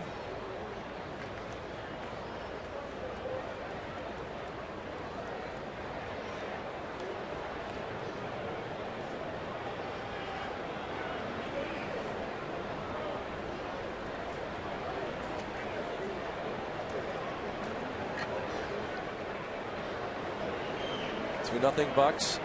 Francisco at second, and Aoki with a fly ball to Marlon Byrd in right. Charlie Morton. 5 scoreless. 2-0 Pittsburgh lead.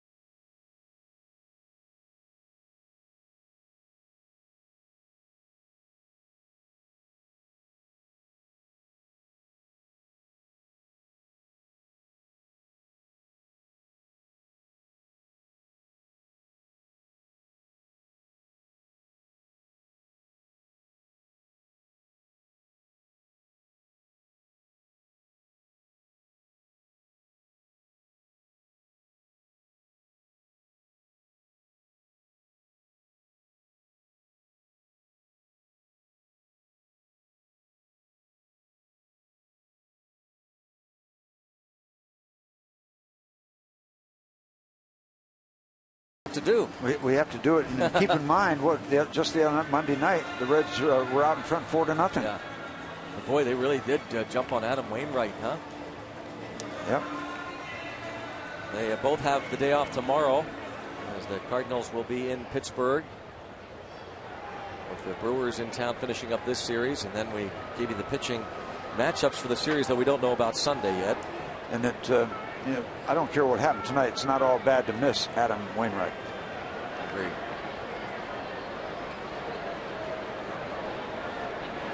Tabata, if he gets that down, he's got a bunt single, but fouls it off. Ramirez was playing back at third. Tabata, then Morton and Harrison against Gorzelani.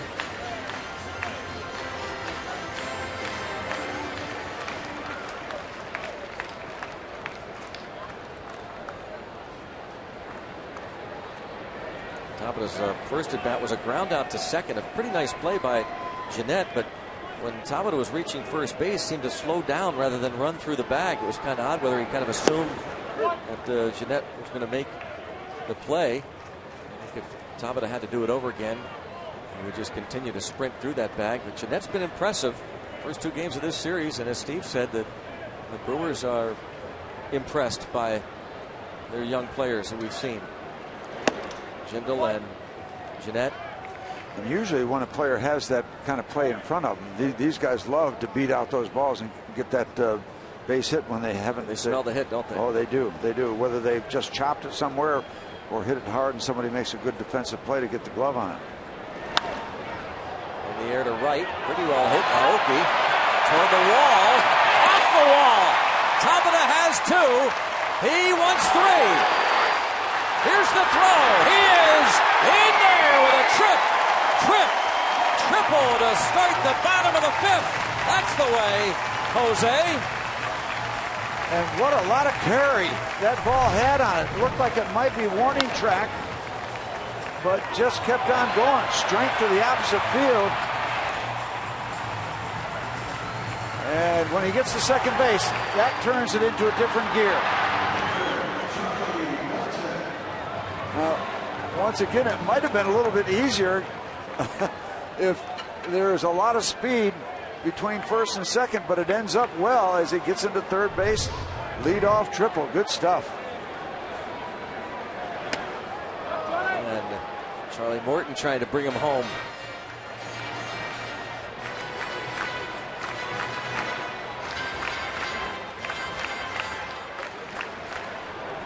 Triple off the Clemente wall for Tabata.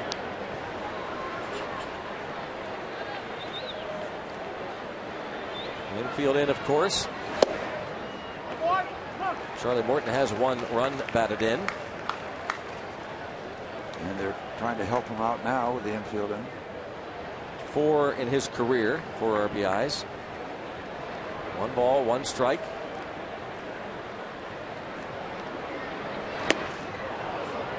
Not close, 1-2.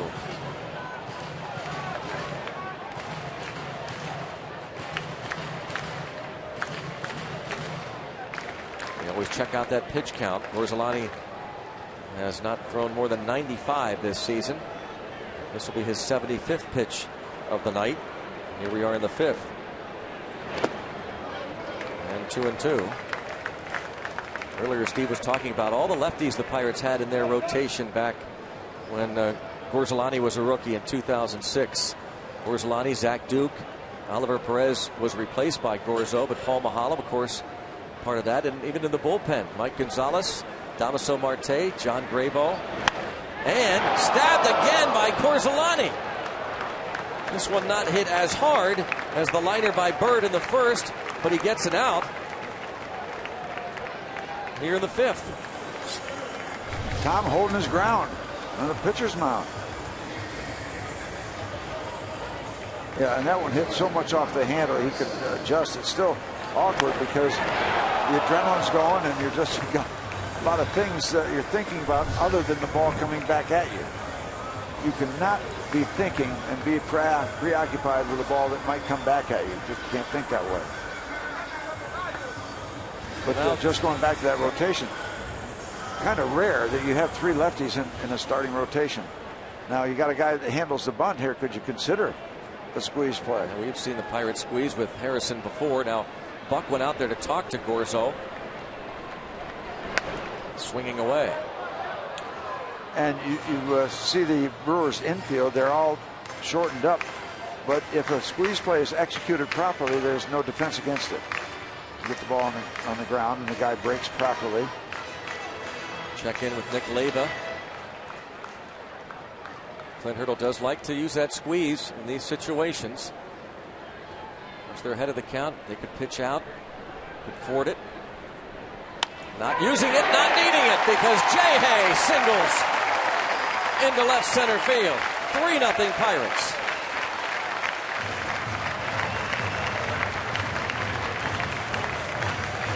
Josh having himself a good night. Scored one, knocked one in. Josh Harrison in that leadoff role tonight with a base hit. Going in infield. See if you can steal a base here, Josh.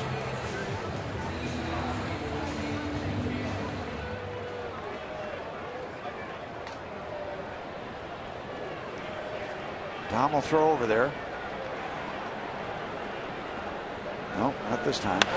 Line toward right field. Over is Aoki. And this is going to be over his head. Harrison is going to be waved home.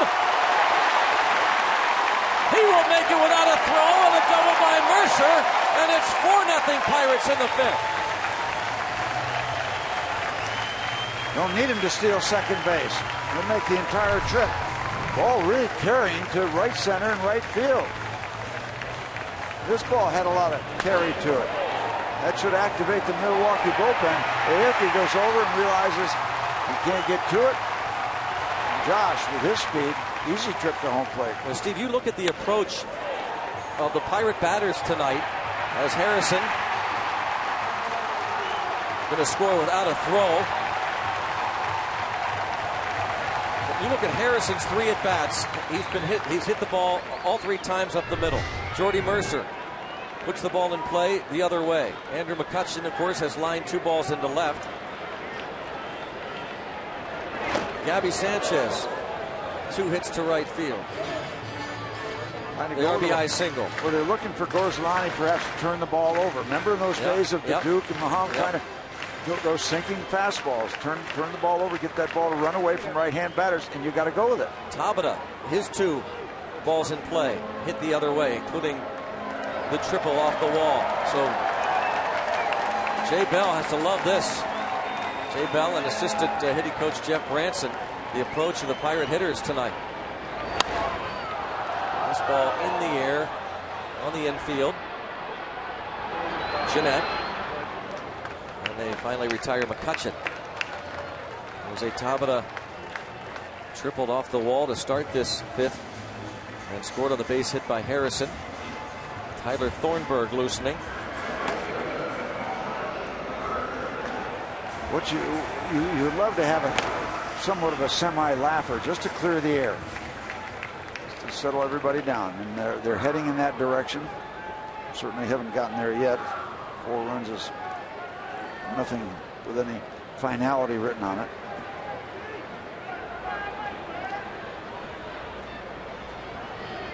Two outs now, and here's Marlon Byrd. Byrd lined into a double play in the first inning, lined it right back to Gorzelani, and he struck out on the 14th pitch of his 4th inning at bat. As Tommy Sand used to like to say, he'd like to dip his beak and just get involved here, just be a part of this. Just get a little piece.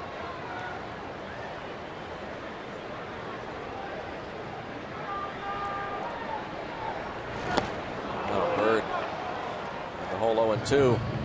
Swinging at 2 pitches in the dirt, maybe a little over anxious to impress. That was that last at bat. It's like a paint by number when somebody get outside the lines.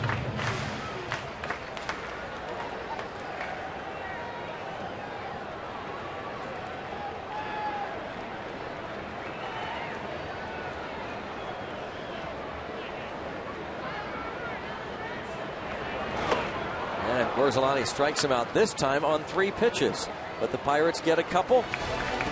and lead 4-0.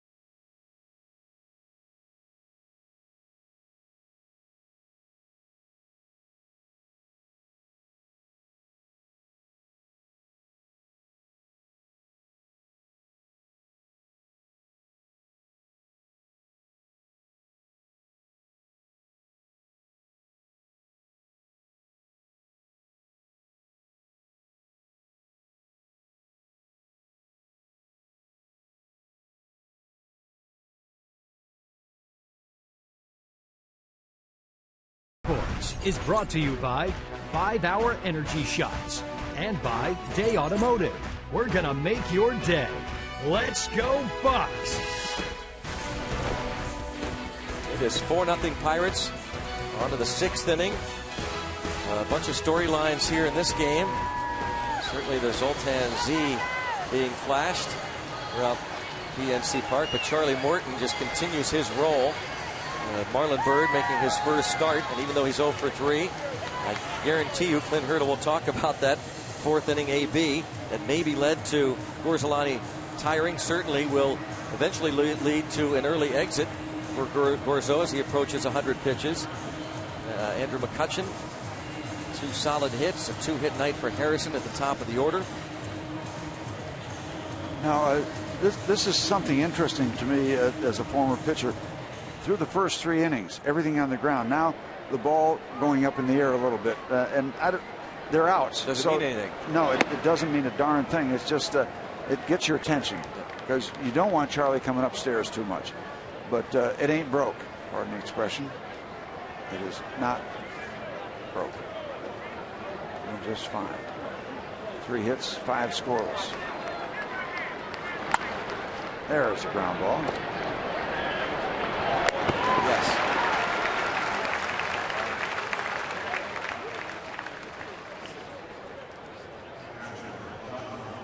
Jonathan Lucroy will come to the plate. So a ground ball out to start the 6th.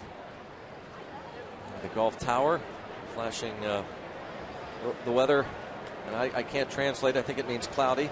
Caution, cloudy, yep. But it also flashes Pirate winds afterward. Golf tower, 44 stories above the city skyline.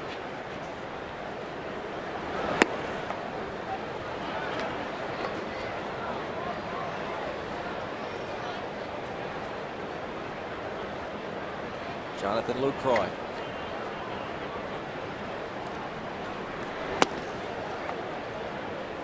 Charlie motoring along very nicely still with a pitch count in the 70s. Very efficient. Just a couple base runners allowed since that first inning. Charlie Morton dealing, continuing his good work.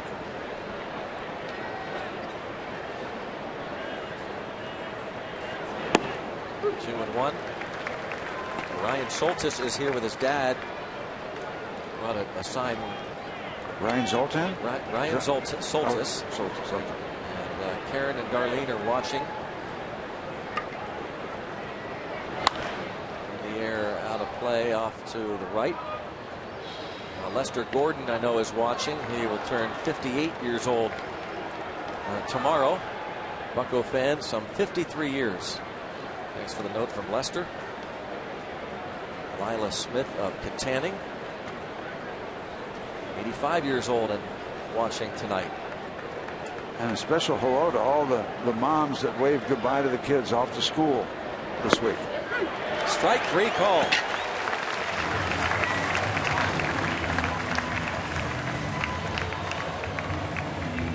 Sundays are kids' days at PNC Park. This Sunday, Bucks Cardinals 135. All kids 14 and under take home Pirates earbuds. Thanks to Chevrolet. Come early for the #1 Cochran Family Fun Zone on Federal Street. And after the game, kids can run the bases. Go to Pirates.com for tickets. Those kids' earbuds, a popular giveaway. Dribbler, left side. Ramirez struggling, and he will make it. The throw from Alvarez pulls Sanchez off the bag. He tried to apply a tag. Ramirez has been hobbled by various injuries. Could barely get down to first, but able to beat it out. Another one of these chops on the infield. Gabby does everything he can to do the swipe tag, but Ramos Ramirez has already passed him.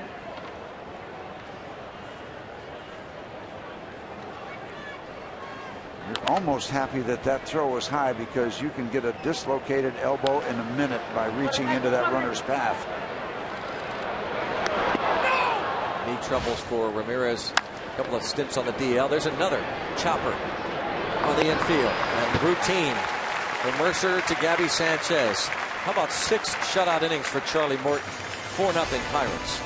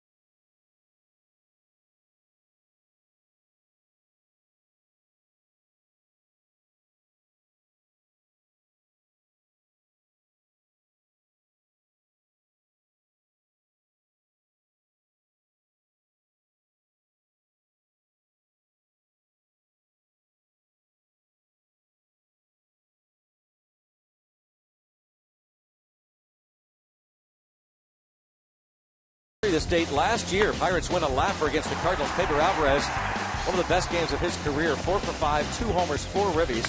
Second one traveled some 469 feet onto the Riverwalk, longest ever by a Pirate at PNC Park. Thanks, Day Automotive. We're going to make your day. The curtain call. Pedro Alvarez, who had 4 hits yesterday, 3rd career 4-hit game for Alvarez. 2 singles to right and right center. 1 hit to right center field. He had the double to left center field. The homer off the foul pole and right, and he walked in his final plate appearance. So a little wiggle room for the Pirates, and it feels even bigger because of the work of Charlie Morton. But still work to be done. Gorzelani has gotten Alvarez to fly to left, and Alvarez robbed of that hit by Jeanette, the second baseman, in the 4th inning.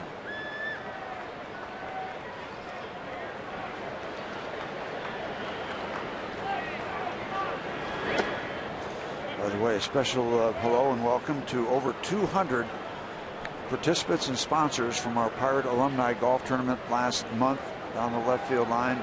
200 folks here watching the Buccos. Looking good so far. Thanks for being involved. Thanks for what you helped us do.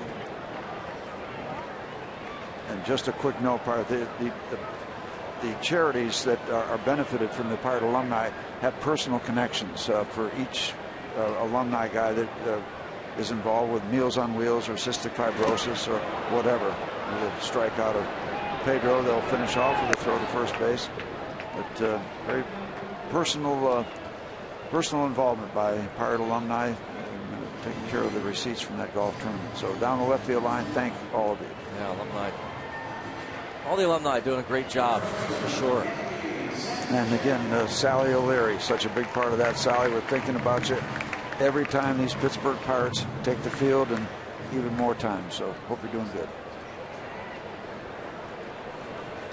Wins for kids, baby. Wins for kids.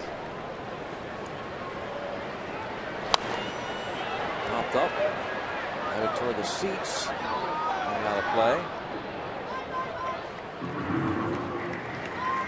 Gabby Sanchez, the RBI single, rolled through the right side of the infield in the fourth. He's wearing number 17 tonight.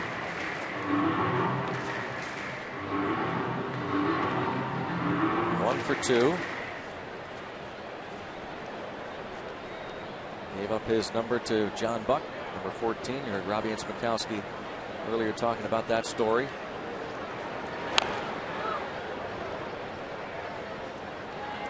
Gabby Sanchez has hit safely now 4 straight games.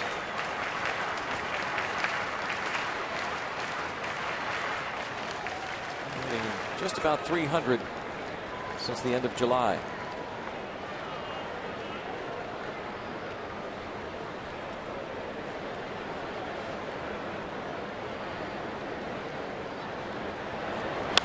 High fly ball to left.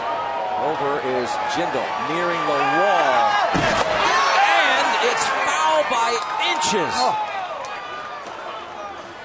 Gabby Sanchez looking for just his second home run at PNC Park this year. His first one was April the 20th. Mark Carlson, third base umpire. I was watching him because I couldn't see the ball. Well, there you see it. So close to being caught, so close to being a home run. Jindal going up to get it. Tried to anyway. 0-2 as Gabby Sanchez tried to sneak it over that left field fence.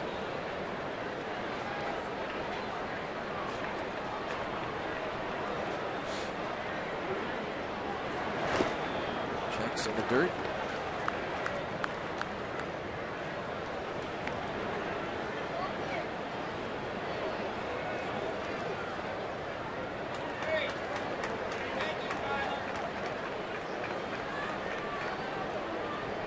Probably checking that out on MLB.com.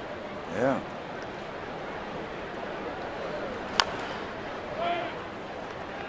Track the ball game. You can actually have something like that. You don't have a cord. There's no cord running up into the concourse to plug in. No. That's something.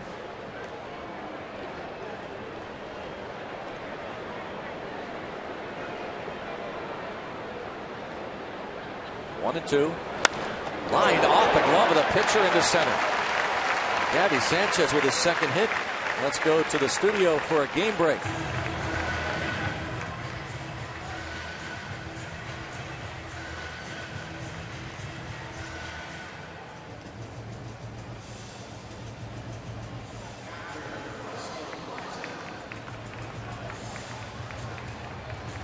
Wow, a little payback. They're not happy about those first 2 games.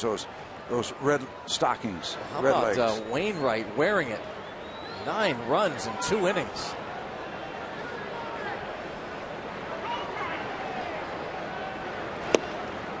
Strike is called.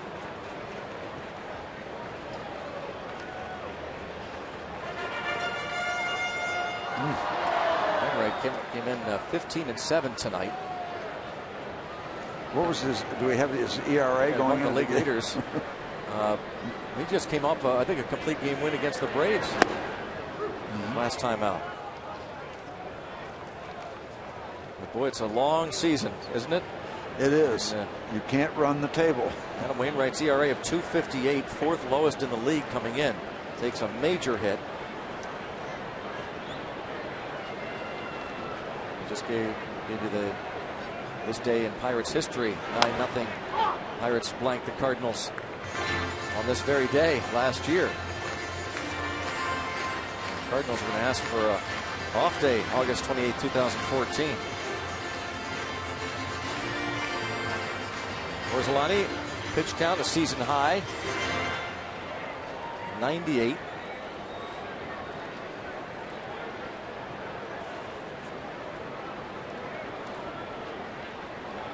Russell Martin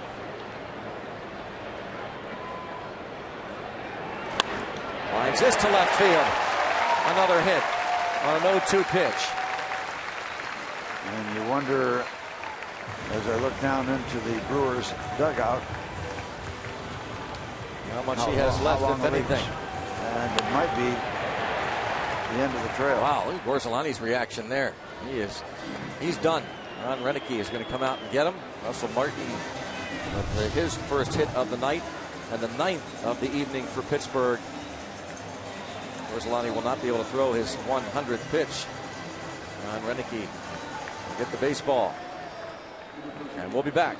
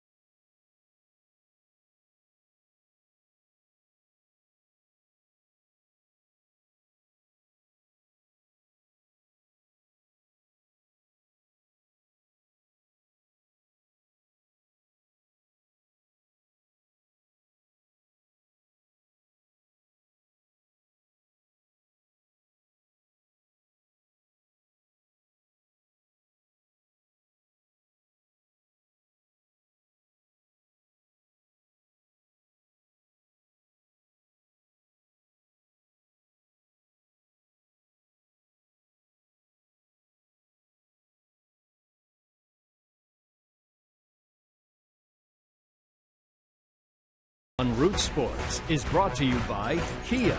To learn more, visit pghkiadealers.com. Let's go Bucks! Pirates leading at 4-0. Here in the bottom half of inning number 6 with 2 on, 1 out. Chase Orsolani. Another young Bucco fan. Finale of this series tomorrow. Garrett Cole will pitch for the Pirates. Tyler Thornburg on in relief. Major League debut at the end of June. It wasn't working for him at AAA Nashville. He was 0-9. Second trip up to the big league level. Something they like about him. He has made 3 starts this year. 1 run in 18 innings. Much better at the major league level than AAA. Yeah. And in the air to center. Gomez back to the track, setting up for a throw towards second. And that quick throw forces Russell Martin to hold. You know, Sanchez advances. I don't know what it is tonight. There's not a lot of wind, but the ball is really carrying to the outfield. I mean, there's been 3 or 4 balls that ball looked pretty routine. Is that a kind of warm, humid night? Maybe the humidity. Yeah. Sometimes they talk about the humidity.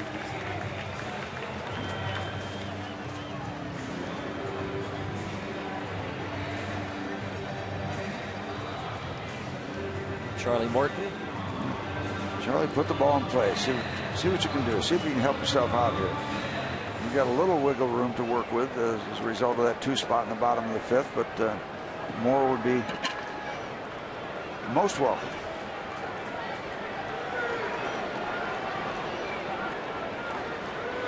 Put the ball in play.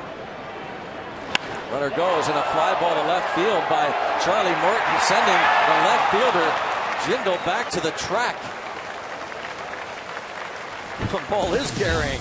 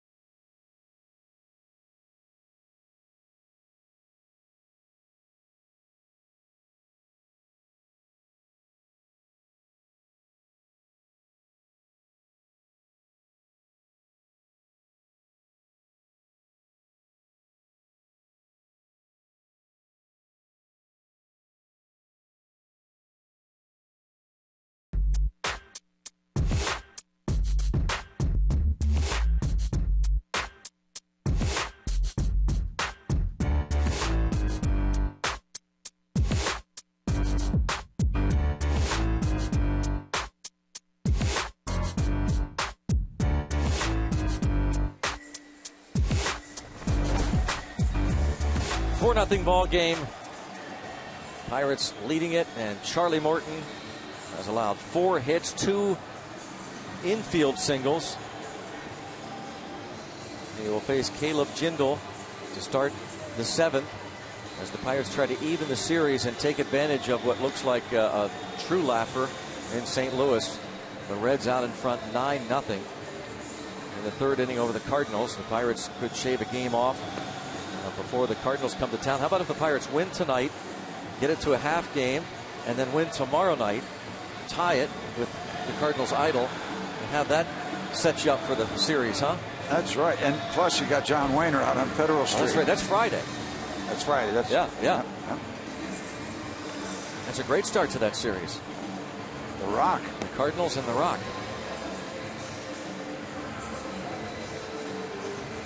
Charlie Morton continues his outstanding pitching. Last time out against the Giants, 7 2/3, 1 run. That came off his 7-inning performance against the Diamondbacks here at PNC Park. He gave up 2 runs on 7 hits, which followed his outstanding start against the Cardinals in St. Louis, a couple of runs in 6 innings.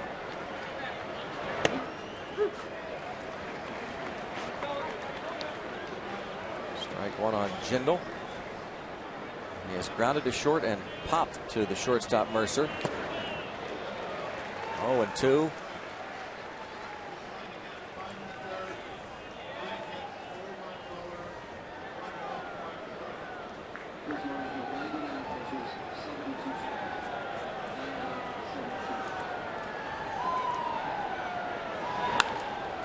Line towards center. McCutchen. One away. Let's go downstairs to Robbie. Well, guys, earlier you're talking about the defense of Scooter Gennett and how fantastic the play was that he made earlier. His baseball skills were honed at a very young age. It was the age of 10. He was born and raised in Cincinnati until he hit 10 years old. Then his father and mother moved he and his sister down to Florida, to the Sarasota area, so he could hone his baseball skills. Father's a former scout for the Houston Astros, quit around the time Scooter was born, but he realized he had a special talent on his hands, and they dedicated the rest of their lives to raising their kids and specifically honing his baseball talent. There you go, Greg. Gennett into center field and a base hit. We've seen that, Steve, over the years. We see more and more kids head down toward the Bradenton, Sarasota area. A lot of them have been taking advantage of that IMG Academy. Taylor Pasternicki of the Braves moved his family, moved him there to take advantage of that area, the sun coast of Florida. Robbie?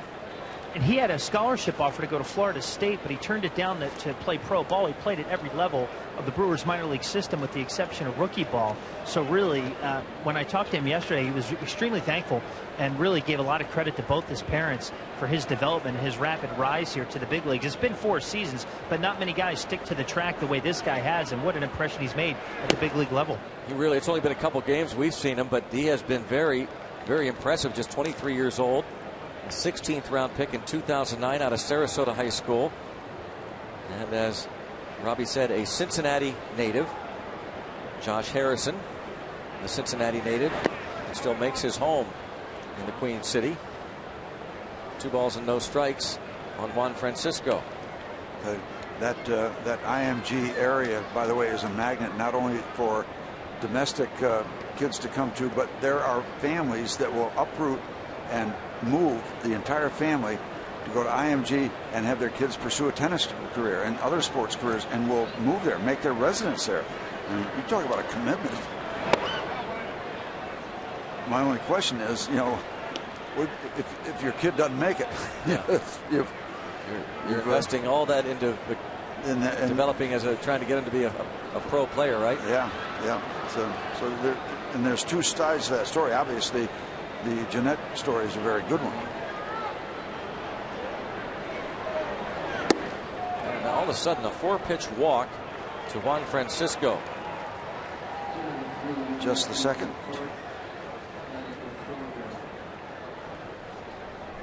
We'll have a pinch hitter, Yuniesky Betancourt. Well, the phone rings in the Pirate bullpen.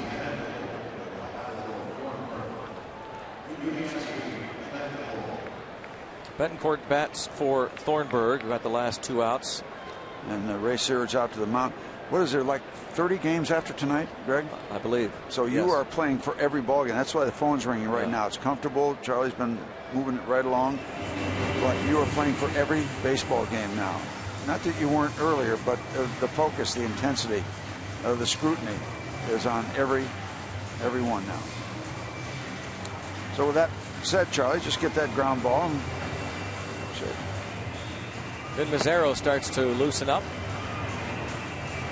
Mazzaro had one of the outstanding performances of the year by anybody out of the Shark Tank against these Brewers. Charlie Morton started that game back on June the 30th, but then there was a 2-hour, 20-minute rain delay. So he and Brewers starter Kyle Loesch were done for the day, and Mazzaro came on and pitched 5 hitless innings. The game went 14. The Pirates won it 2-1. That's Sunday afternoon. Tyler Thornburg followed Kyle Loesch. He went 5 innings of 2-hit shutout ball. Being that Russell Martin won with a pinch hit single in the bottom of the 14th. Betancourt, who started last night at first base, takes up and in, and it's 2-0. 6 pitches out of the zone now by Charlie Morton.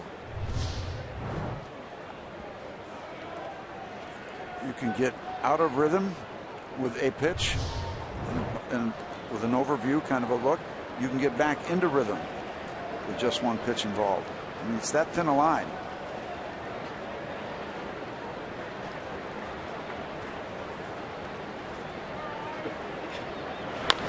Chop toward third. Alvarez will throw to second. Oh, and the out call. Alvarez's throw in the dirt. Pirates might have gotten a call there from Brian Knight over there at second base, maybe. A great play by Harrison to get the out. Harrison has to become a first baseman. Pedro throwing across his body. The stretch. He stayed on the bag. Foot. Yeah, he dragged it across the top of the bag. Josh Harrison, a big part of this baseball game tonight. A big part of this baseball game. Well, don't forget that play. Josh Harrison just made that throw in the dirt from Alvarez. Potential double play ball, but they end up getting just one out. And here is Norichika Aoki. Runner at third, Jeanette. Betancourt at first. A strike on Aoki. That was going to be a tough situation because Pedro had to come in on the ball. Again, a chop, not well hit, slowly, and then throw back across his body. I was wondering if he's going to even try for that throw at second base. There's a swing and miss because it would have been a more comfortable throw across to first base. I think he was thinking double play, Steve. Betancourt doesn't run all that well. Yeah, but that, well. I think he was trying. That's why he hurried so much. I think that's why he went to second. It would have been a very awkward double play with him having to come in that far and then throw back across his body. 0-2, 2 outs. This guy doesn't strike out, does he?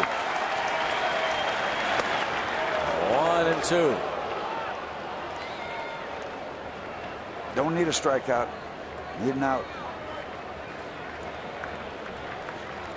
As a starter, you want to preserve everything you've established for as long as you possibly can. Simple as that.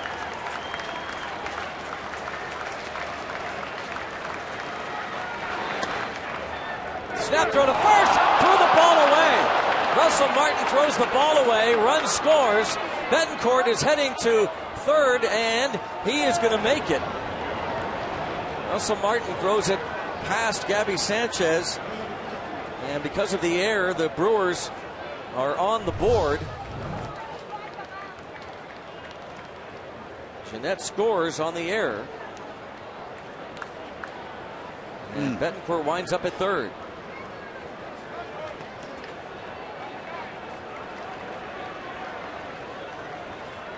I don't think Gabby Sanchez was expecting that, nor do I think they had an exceptionally good chance for the out at first base. 2-out situation. Slapped foul. There's the second error of the season on Russell Martin. Sanchez did not look like he was ready for that pickoff. 2-2. That close with the breaking ball. Pirates have gone 63 straight innings without an error. Charlie tries to pick up that backdoor breaking ball. Came that close, but no sale. And he walks him, and that could be his last batter. Aoki reaches third walk for Charlie Morton. Here comes Clint Hurdle. He is going to call on Ben Mazzaro before Gene Seguro comes to the plate.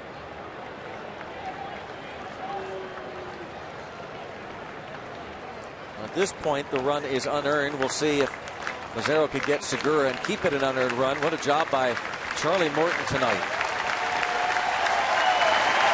A great ovation.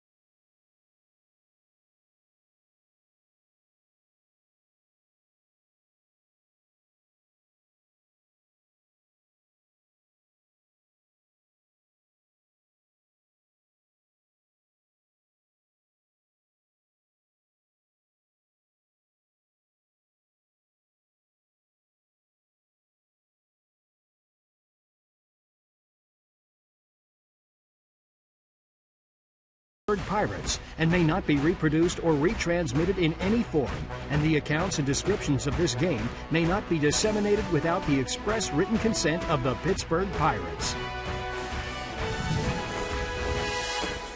4-1 ball game now. And up to Vin Mazzaro to try and get the final out for Charlie Morton. For the time being, it's unearned, that run. Vin appeared last night, issued a walk, and then got the final out. 1/3 of an inning. He has been very good since the All-Star break. Since the break, 2.04 ERA. And you can even look for a better number with his work here at PNC Park, an ERA under 1.5 here in this yard. He's been quietly very, very good. Gene Segura takes strike one. Fastball from Mazzaro. Shortstop Segura has hit the ball on the ground 3 times. Charlie Morton gave up 5 hits, 3 of them out of the infield.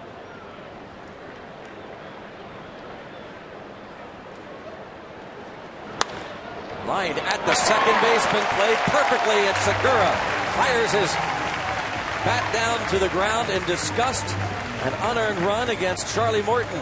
7th inning stretch time here at PNC Park. Watch Segura's reaction. He thinks he's got an RBI single, but Harrison was right there. We'll keep it here for Take Me Out to the Ball Game. Root Sports as we sing Take Me Out to the Ball Game.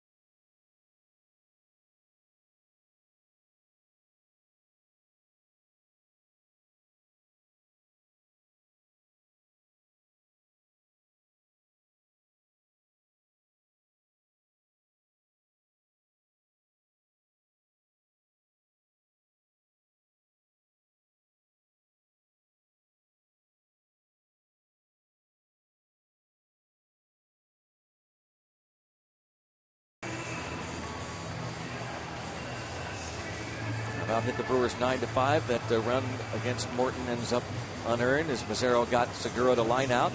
Burke Badenhop becomes the 3rd pitcher to work for the Brewers. Came over from Tampa Bay last year. Trade for Raul Mondesi Jr. That's how old we're getting. Raul Mondesi Jr. How about that? Burke Badenhop, his numbers.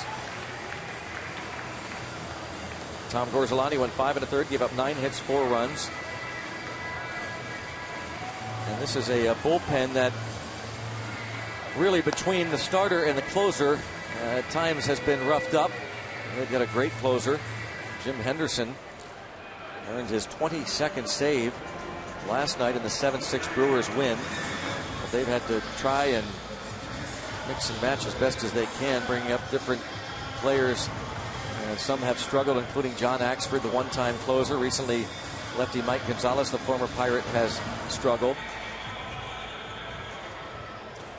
And former Governor Thornburg, 2/3 of an inning. Faced 2 batters, retired them both. And now Josh Harrison, big part of this ball game. 2 hits, 2 runs scored. Solid defensively. Great save on that throw at the top of the 7th inning to get an out. He's just a good ball player. He really is. Good guy to have on the club. Can play just about anywhere. Bit of a spark plug. 2-0 the count on Josh Harrison, who, as we said earlier, was acquired a few years ago from the Cubs for Tom Gorzelani. He was on the hook for this one.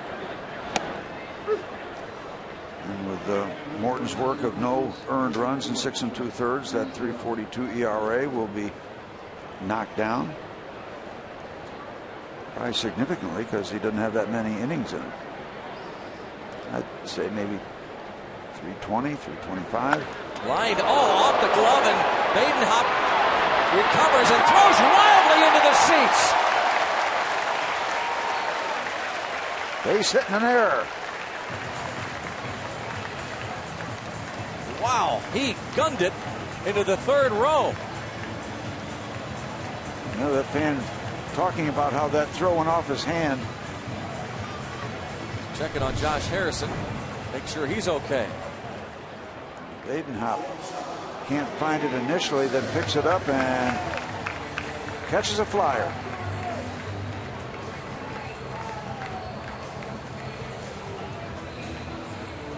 I wondered if it's like a gunfight. Knocked the gun out of his hand. Boy, sometimes you turn around as a pitcher like that and the whole universe is available for you to throw at. And you use it all. Runner in scoring position. Pirates a chance to get that run right back. Jordy Mercer looks down at Nick Leyva, see if he's going to be asked to bunt. Corners, third baseman especially, is in. Ramirez, and he does square. And he bunts the ball and toward Ramirez, and he can't make the play. Well, things going the Pirates' way here in the bottom of the 7th. Let's open up the gates. That was an odd play, wasn't it? Watch. Got a lot of wood on the ball. Ramirez stood at third thinking maybe Badenhop would have a shot at the lead runner. But never got any kind of grip on the ball. Goes as a bunt single. Plot thickens. Mercer on base for the third time. He's 2 for 3. And McCutchen, 2 for 3, is at the plate. Infield looks for a double play ball. Pirates look for a big inning. McCutchen singled in the first run in the first inning, his 74th RBI. Singled, stole second in the fourth and scored. Popped up his last time up. Bouncing ball foul as Josh Harrison does the limbo. Nice gesture there. The youngster.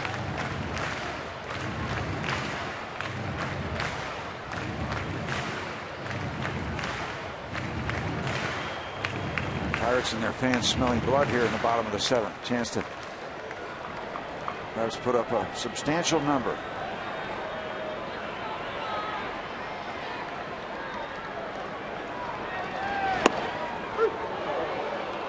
0-2 on Andrew McCutchen.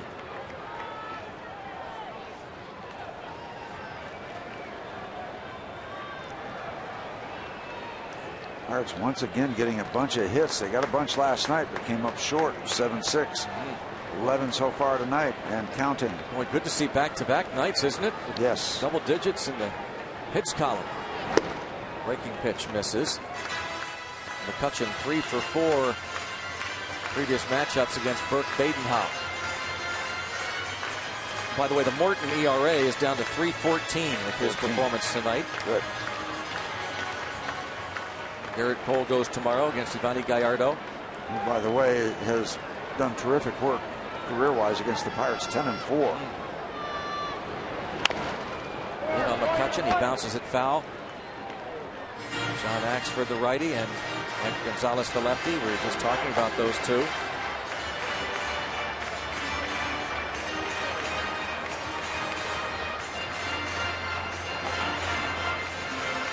A ball and 2 strikes on McCutchen.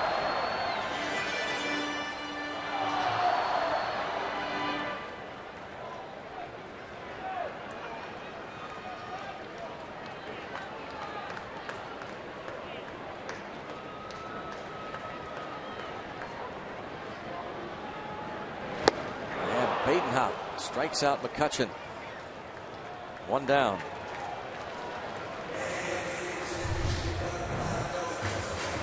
Slider, cutter, whatever you want to call it, outside the strike zone.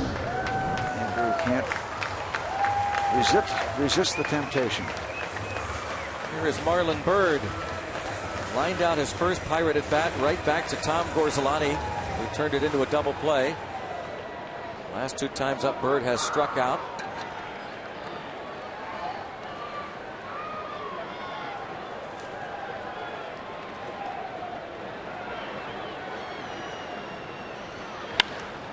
High in the air to center field, way back to the wall, and let's go flying with Marlon Byrd.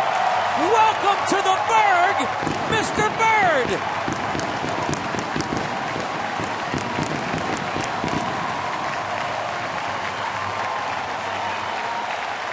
From now on, that vegetation now will be the bird's nest. How about that?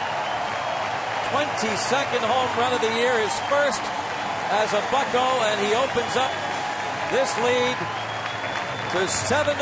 Marlon Byrd. The folks here would like a curtain call.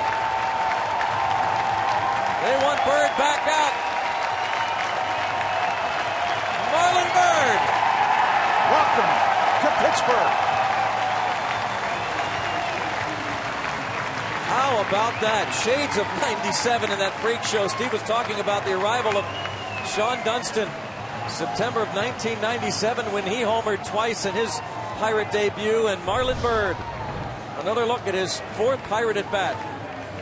Told you how the ball was carrying. Didn't know if he had enough, but it just kept on sailing away. Up into the shrubbery. Check out the letter S for smashing.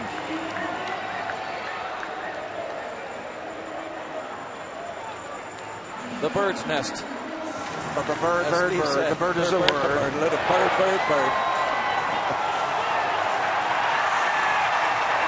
22 home runs now for Byrd and 74 RBIs, placing him in the top 10 in both categories.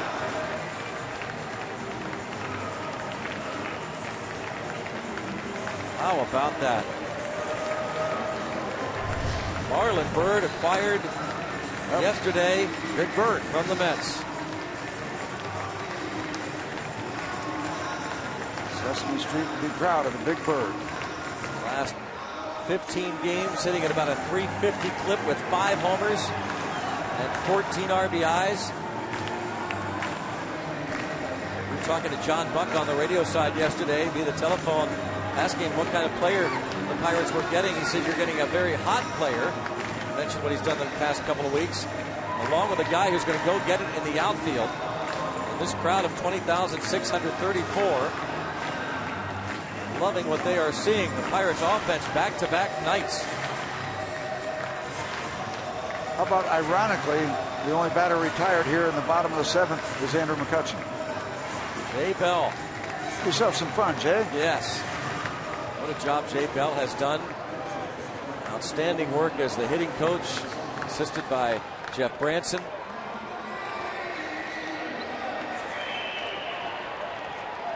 Club that has continued to work hard, and at the very beginning of the year, the most anemic offense in all of baseball, but just very, very slowly but surely has done a job offensively. Well, you know, we constantly say it's hard to run the table 6 months with just pitching, but it's also hard for decent bats to stay cold for 6 months. Shortstop Segura gets Alvarez. Mike Gonzalez, the new pitcher. Gonzo, former Bucco. Been a struggle for Mike. 4.40 ERA and 64 appearances.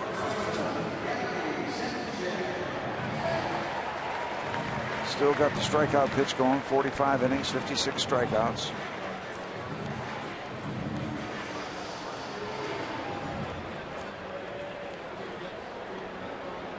Burke Badenhop gets 1 out. 3 runs, 3 hits. The home run to Marlon Byrd. Gabby Sanchez is 2 for 3. 7 runs, a dozen hits for the Pirates. They scored 6 runs on 15 hits last night.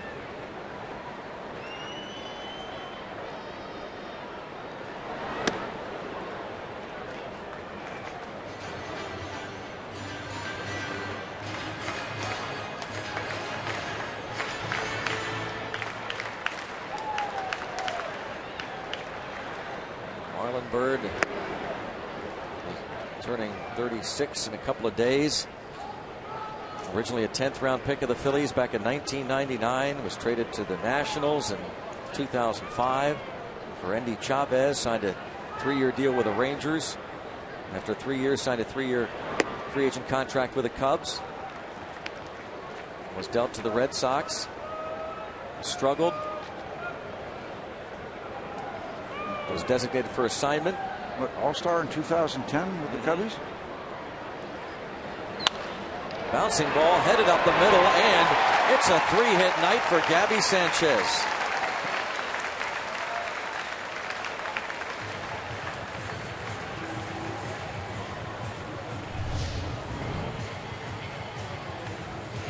Now he's starting to hit like Bob Walk. Yeah. 3-hit night. Looking like wearing number 17. Just needed that number. Not to say that Bob left a lot of hits in that number, but no, he that's did. kind of what we're saying. That's what you're saying, yeah. Plenty of hits in that uni.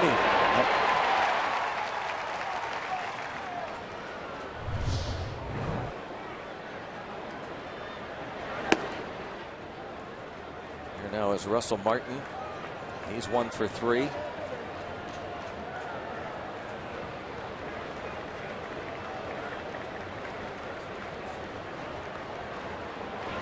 The only guy without a hit tonight, had 4 last night, was on base 5 times. Pedro Alvarez. That's okay. The rest of the offense has picked up the Pirates' third baseman. Mainly the highlight of this inning, the home run to dead center field by Marlon Byrd. Rarely do trades like that, Steve, make an immediate impact. That's why we harken back to 1997. It's been that long you can remember a guy making such an immediate impact on the Pirates.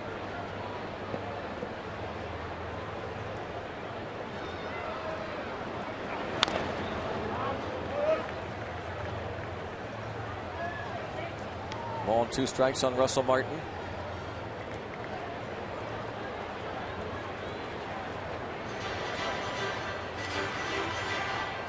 In terms of left-handed pitching, and it's one of the reasons they got Byrd, but he hits righties and lefties. He hit the home run here off Badenhop. This ball popped up and out of play. When they get Starling Marte back, they'll have the league's leading hitter against lefties as Jared Hughes loosens. And in terms of starting pitchers left on the schedule for the Pirates, teams that have lefty starters in their rotation, Chicago Cubs have Travis Wood and Chris Russell, and they face the Cubs 6 more times. This ball bounced left side. Ramirez on to second for the final out. Marlon Byrd, his 4th at bat, wearing Pirates black and gold, into the shrubbery.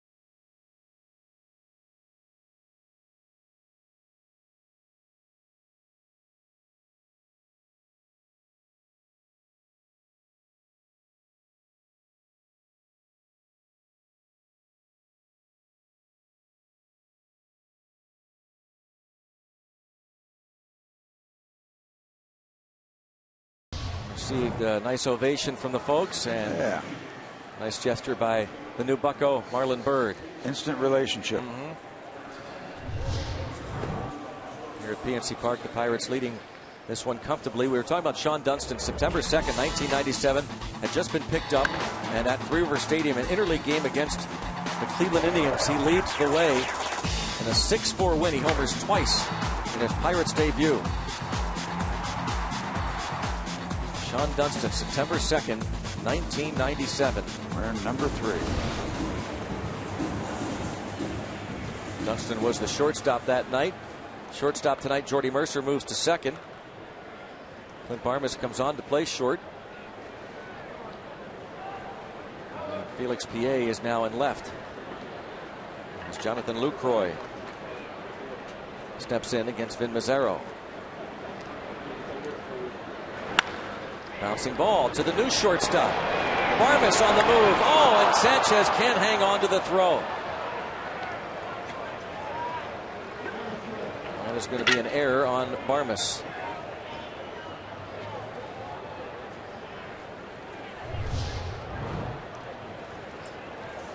Clint usually pretty sure on these, even though he has to kind of throw back across his body, and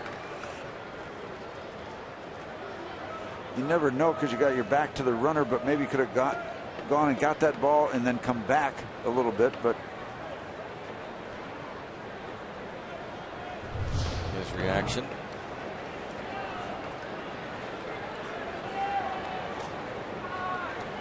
Okay, Ben, pick him up. Ramirez has been hit by a pitch fly down and reached on an infield single. Here's Felix Piet, defensive replacement for Tabata, in left.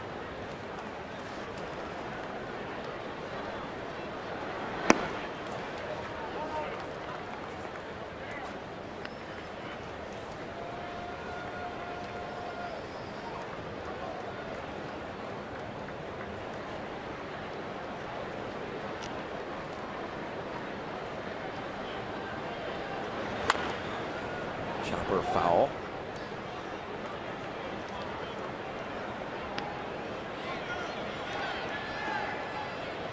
Marlon Byrd. We'll take a look at some tweets. We've been getting a lot of them. AT&T scrolled on the bottom of your screen.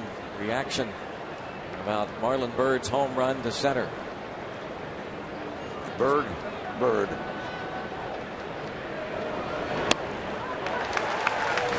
Ramos Ramirez goes down meekly.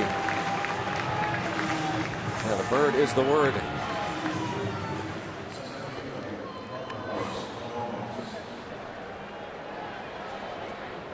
Fun to watch impact the rest of the season Marlon Byrd has on this club. Byrd, native to the north shore of the Allegheny River.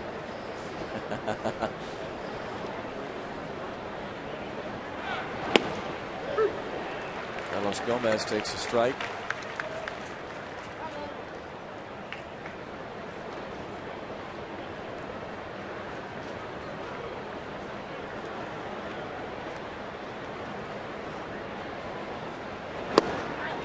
Two. Mazzaro appears strong tonight.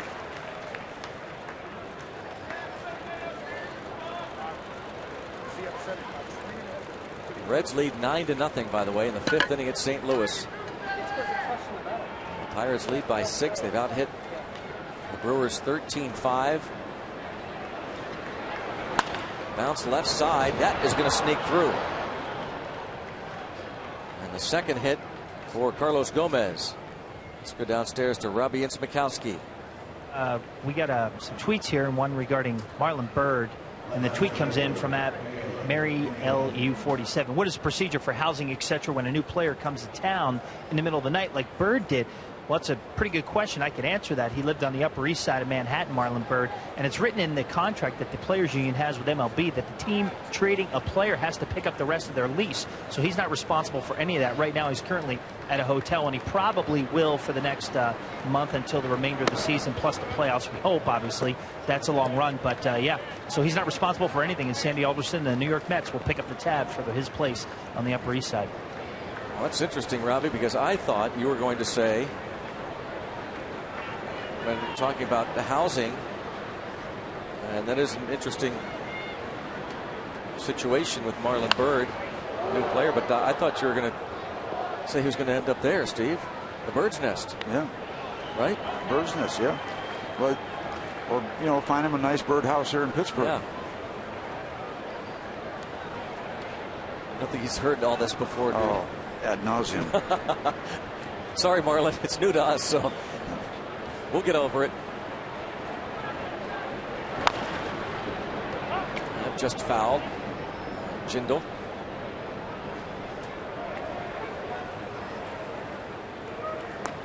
Now, did they retrieve the baseball for Marlon Byrd? Now it's his first Pirate home run. Well, they're going to have to work at it to get it out of the bottom of that initial S.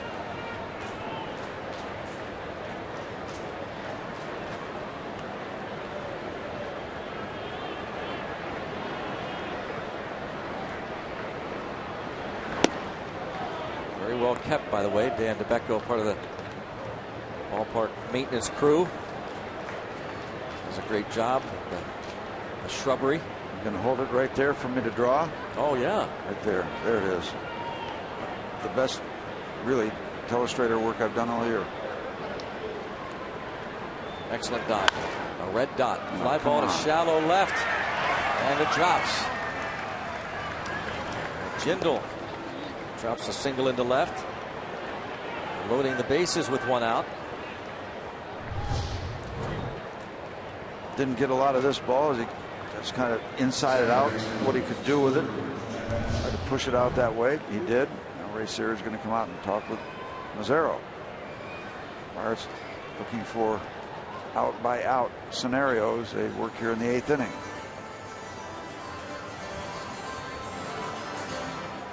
We're never to assume it's going to be easy. But all the silliness aside about the last name of Marlon, really liking that 3-run shot to give us some real significant breathing room, especially the way things are developing here in the 8th inning. Tony Watson starts to crank it up. You don't want to be thinking right now it's 4-1. 7-1 fits a lot better.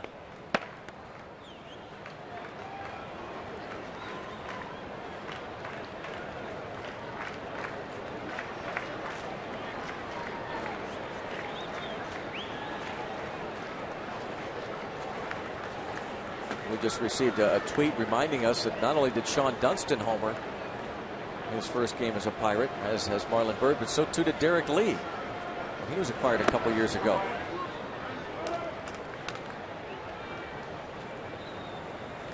Not Derek Bell. Derek Lee. Derek Lee, yes, certainly not Derek Bell. There's the difference. I had forgotten that Derek Lee went deep twice. He didn't join the club initially after the trade. He went back to Baltimore to gather his belongings. Ball popped up. Liking that. Yeah, that's not going to score anybody. Fly ball to center. One hop throw from McCutchen. So flashback a couple years ago, Derek Lee, August 1st, against the Cubs. Fired from the Orioles, and he homers twice. Carlos Zambrano and Kerry Wood.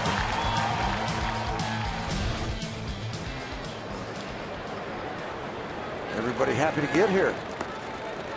That particular night, those 2 home runs, however, the Pirates fell to the Chicago Cubs, lost that game 5-3.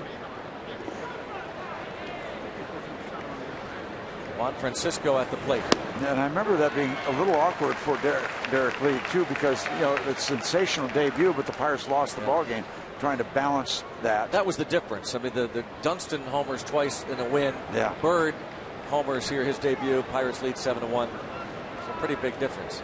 By the way, Byrd was playing for the Cubs that night, August 1st, 2011, when Derek Lee homered twice. He was a starter in center field for the Cubs. So he's been on both ends of it.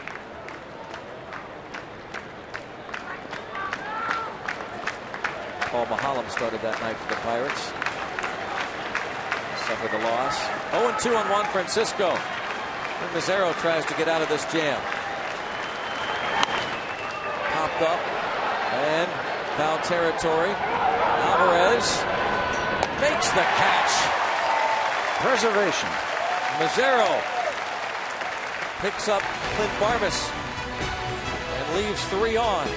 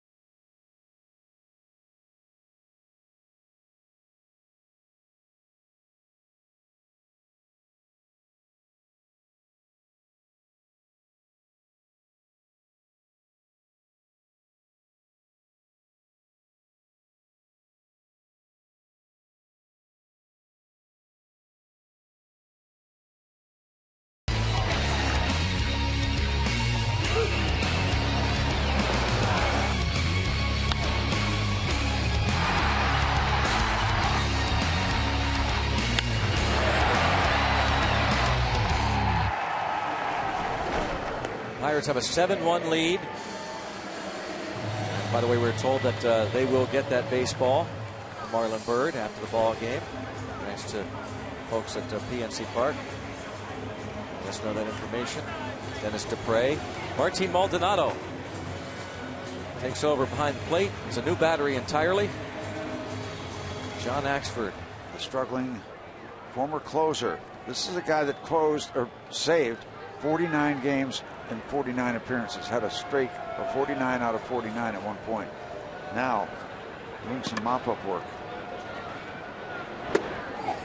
Felix Pié first at bat.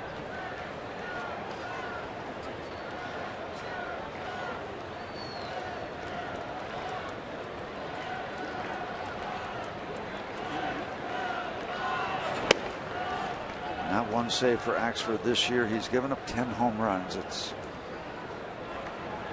a big number for a closer. Pretty incredible fall from grace, isn't it? 2 years ago, tied for the league lead in saves, set a Brewers franchise record, 46. Finished with a 1.95 ERA in 2011. The National League Roll Age Relief Man of the Year. Only Raleigh Fingers had won that award previously as a Brewer in 1981. Tied with Craig Kimbrell for the league lead in saves 2 years ago. Started to struggle last year. It's Felix Pié. Now tips at 2-2. Pié had a couple of hits last night's game. First as a pinch hitter in the 5th inning, doubled in a run off Aoki's glove in right, and then singled in a run his next at bat in the 6th inning. Here he strikes out versus Axford.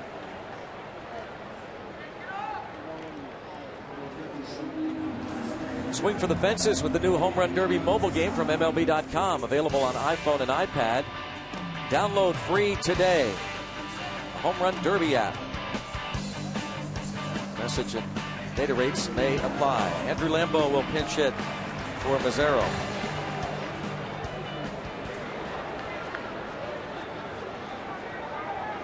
Lambeau had a couple of hits and scored a couple of runs in last night's game.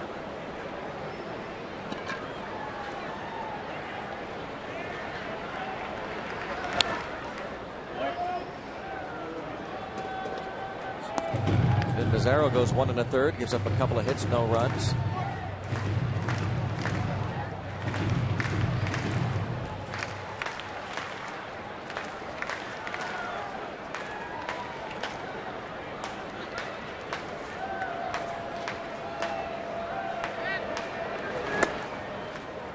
Lambeau's playing time cut considerably. He started the last 3 games in right field, but now new right fielder Marlon Byrd.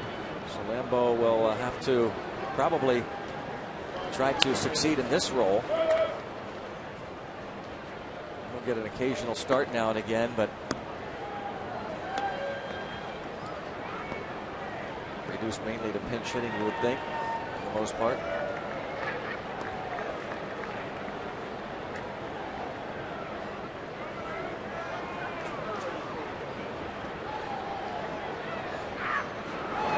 Wow. 2-2.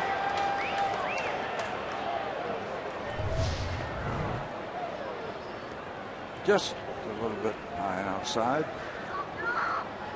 It's really outside the paint by numbers box.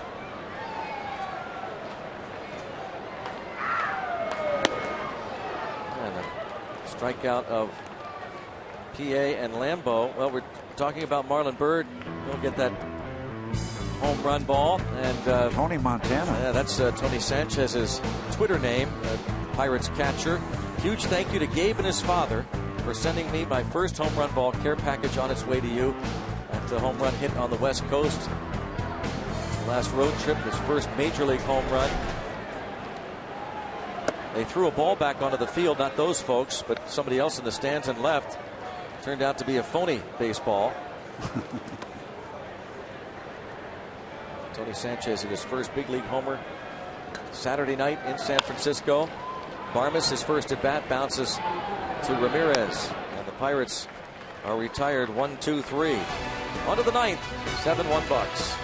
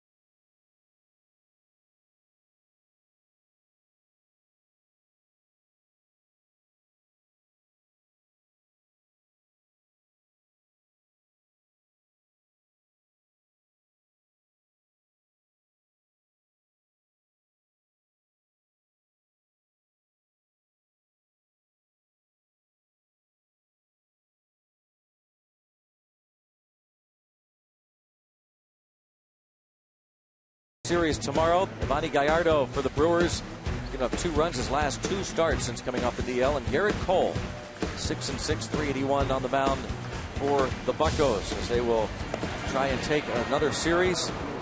And it's looking like they will be a half game back of the Cardinals in the Central when they begin play tomorrow night, with the Cardinals having the night off.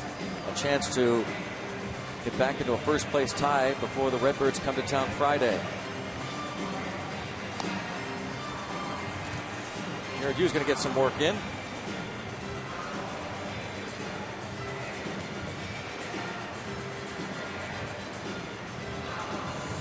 Gave up a run on Saturday night in San Francisco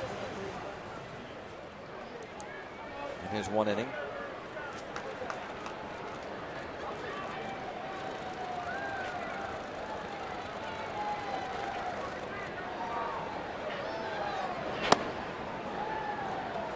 Martin Maldonado, his first at bat.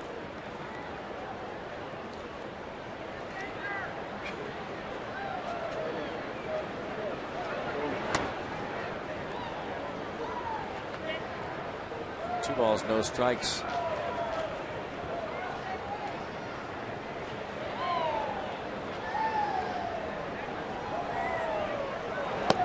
Hughes would like to have a clean outing. He's given up 3 runs in his last 2 appearances.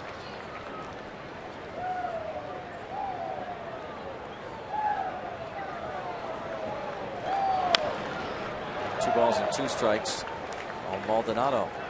You know, I find it very easy to root for Jared Hughes. I mean, he cares so much about it, and he wears it, and it's obvious. It's on his face, it's on his body language, and all major league players care. But I mean, you just see it all over him, and just hope that he does well. There we go. And he's so intense on the mound, and such a lovable, likable person. Yeah. Such a good guy. Good breaking ball here. Finds its way to the outside corner, gets the swing and miss.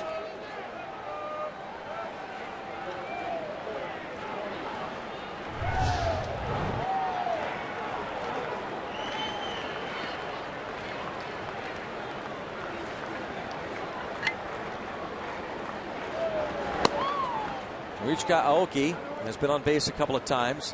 1 for 3. Walked in the 7th against Charlie Morton. Last batter Morton faced. Morton in line to win his 6th. We go to 6 and 3. That earned run average of .314.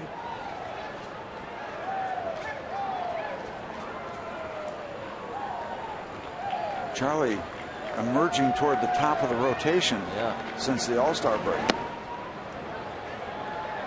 Now it's a streak of 5 starts and a total of 7 earned runs given up, as he piggybacks those last 4 with something real good tonight. 2 earned runs or less in 9 of his first 14 starts.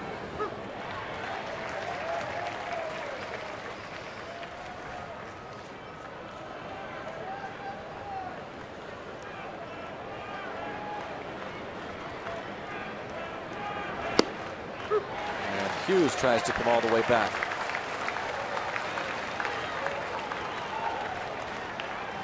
Well, we had Aoki 0-2 last time up when he walked.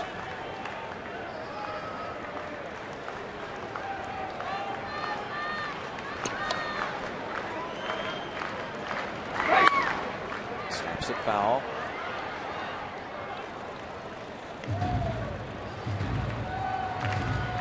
Seven runs, 13 hits for the Bucks. 1 unearned run on 7 hits for the Brewers. Pirates trying to win their 10th game in 15 opportunities against the Brewers this season. And a chopper won't be an easy play. Mercer on to first. They get him. 2 down. Jordy Mercer part of this offense. 2 for 3. RBI, runs scored, on base 3 times. Pedro Alvarez played a role certainly last night, the hits and defensively. Andrew McCutchen with a couple of hits, a stolen base, runs scored, and a ribby, and our Honda player of the game, Marlon Byrd. One at bat that scored 3, the home run, and one that could have led to the Pirates opening the floodgates. In the air. 9th inning stretch. Shallow right. Sanchez light him up and raise the Jolly Roger.